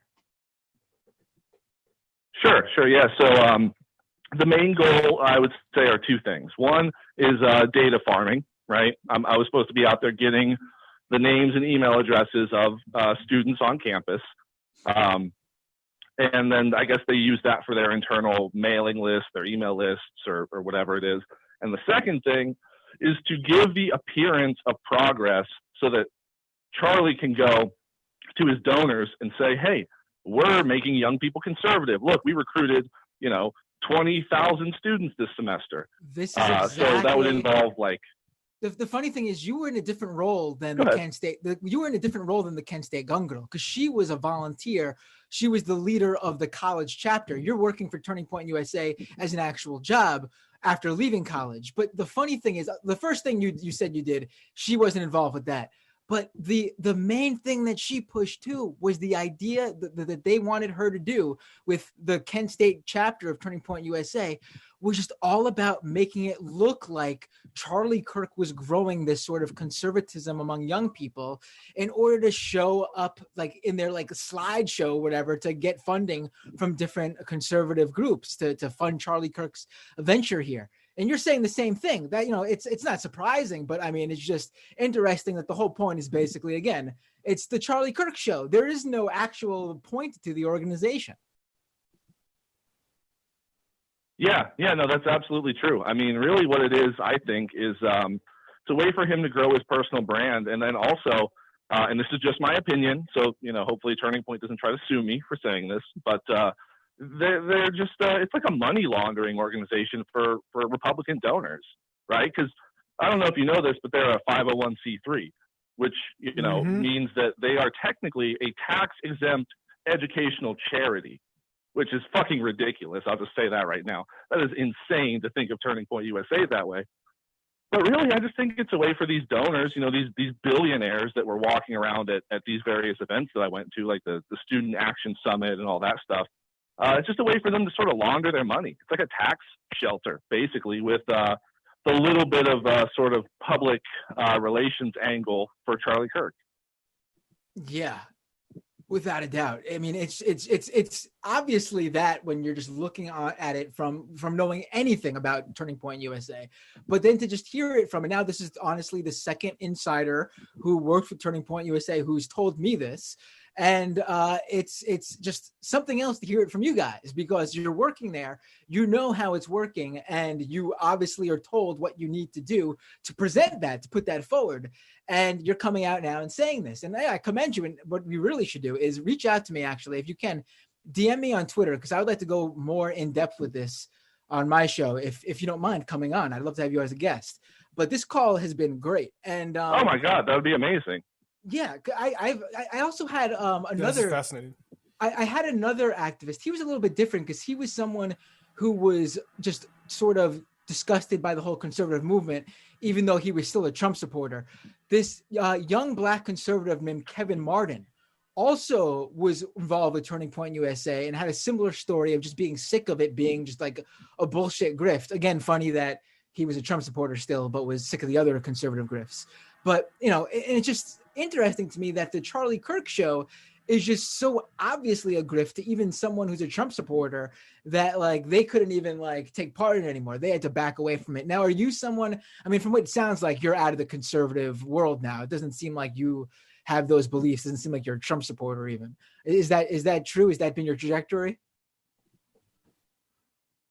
Absolutely. I am not a Trump supporter at all. I mean, I wanted Bernie, right? I wanted Bernie instead of Biden. I think that he could have won. I think the Democratic Party's attitude of, you know, we have to be, it's like almost like they're trying to out-conservative the conservatives sometimes, right? Like Joe Biden's basically a moderate Republican. And so, yeah, I'm almost a communist. I basically think that that people need, like food, shelter, medicine, all that kind of stuff, it should be provided to people. Yep. And then, you know, we could have maybe a little bit of capitalism on top of that. I don't know how I feel about that aspect of it, but yeah, people's basic needs should be provided for them. Right. Yeah, I think right, I think that's a good starting point. I think, yeah, the basic needs of survival should not be commoditized. Certainly. Right. Absolutely. Thanks a lot for the call. Absolutely. Man. Yeah. Definitely reach out to me on Twitter. DM me. My DMs are open. Go ahead, reach me, and I'll get you on the show. And okay, wait, I want to make one more point before we do that. I will DM you, but go ahead. Sorry. No, go ahead. I was just gonna say. I was just gonna say, you guys were looking for something. I would love to talk with you further and sell you on full communism. That's all. Continue. All right, go ahead. Hey, I'm willing to listen to that. Absolutely. Excellent. You so my seem final like point an here, intelligent you guys guy. are asking about embarrassing stuff that they did. So you're asking about embarrassing stuff Turning Point did. So during the pandemic, they furloughed a bunch of people, and I was one of them. Basically, what they did was they furloughed a bunch of people. They asked for the PPP loan, and then they rejected it publicly, just as like a show of like, we're conservatives and we don't believe in that kind of thing.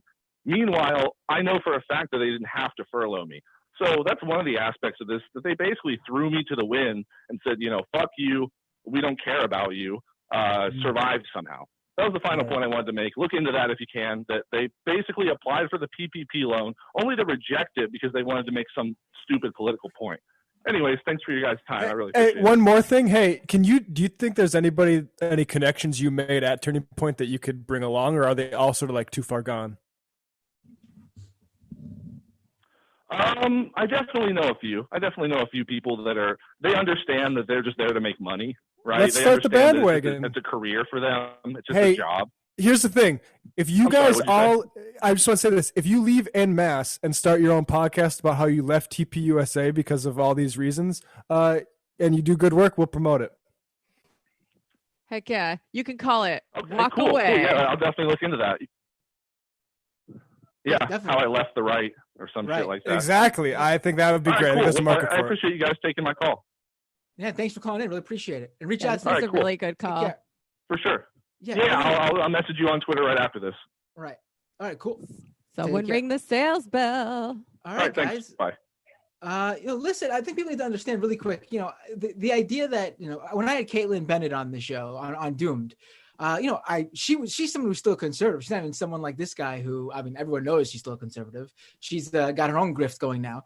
But when you have someone who leaves one of these organizations, and at the time she was just nobody, she was a college activist coming out, someone who just graduated from college, who left Turning Point USA behind. It is totally worth it to have someone on that like that on to get what you can out of these more powerful organizations, because when it comes down to it, who's the real problem here? Some random conservative with no power, or Charlie Kirk's group that gets funding from some of the most wealthiest benefactors on the right? I mean, you need to sort of take what you can get and learn about these organizations so you know what's going on there, and try to get other people to leave their grift. And sometimes it works out where this guy ends up, from what it sounds like, being someone who's now on the left. Sometimes it doesn't, with Caitlin Bennett, who's now got her own right-wing grift. But it's worth looking into these organizations and getting the insider scoop wherever you can. But walk away from TPUSA. That's what more and more people are saying, folks. Walk away from TPUSA. Hashtag walk away. All right, guys, that's not too many IMs today. I'll read like two. There was a bunch of letter hack happy birthday messages. So happy birthday, letter hack. Big Dick Cheney Energy pointed out that John McCain was against Martin Luther King Day in his state. Right. Absolutely. And here, I'll read Kowalski from Nebraska had a response after he fell off the line. Hey, everyone, I'm not entirely sure what was wrong with the phones, but I just couldn't hear you guys speak. It was all inaudible. The Secretary of Agricultural pick is bad because the last 2 years of the Obama administration were some of the worst years in agriculture since the farm crash in the late 70s. No new ideas. We'll just be a voice for agriculture produce buyers, which means a mindset that will reduce the value going to farmers in order to keep inputs low for suppliers, and suppliers will keep trying to raise retail prices at the store. Don't get me wrong, way better than our current one, who has been doing nothing but selling out farmers to international meatpacking conglomerates. But we needed somebody with a new perspective that would do something radical, because as I have been saying for over a year on this program, agriculture is about to go through the greatest change since the advance of artificial fertilizers. And if we aren't ready for it, we will see the next great farm crisis within the next 10 years. Always love the Thursday show, by the way. Thank you for that breakdown, Kowalski, and thank you for those kind words. All right, folks, thank you so much for joining me. YouTube and the rest of the crew, obviously. When I say me, I mean us. YouTube.com/Matt Binder to catch the latest program that happened last night about who is funding the Federalist. Subscribe to the channel if you can. The audio version of the show will be up shortly at doomedpod.com. The Nomiki show is coming up in just a few minutes at Nomiki's channel. I will see you guys next week. Matt and Jamie, you'll be on tomorrow, right? I will not be. Oh, okay, so Matt, Emma, Brendan will be on. I want to say Left and Reckoning tonight, 7 p.m. on YouTube, folks. There you go. Everyone check out Left Reckoning for sure. Usually that'd be a good, perfect time for Doomed at 9. You got the lead-in, the double whammy. That's going to be the normal schedule, so maybe we can talk about that. There you go. Awesome. All right, guys. Check Left Reckoning tonight, though, because that will be a good one, 7 p.m. And other than that, take care. Have a great day. Bye-bye. It might take all the strength I got to get to where I want, but I know somehow I'm gonna get there. I wasn't looking when I just got caught between the truth and the lie.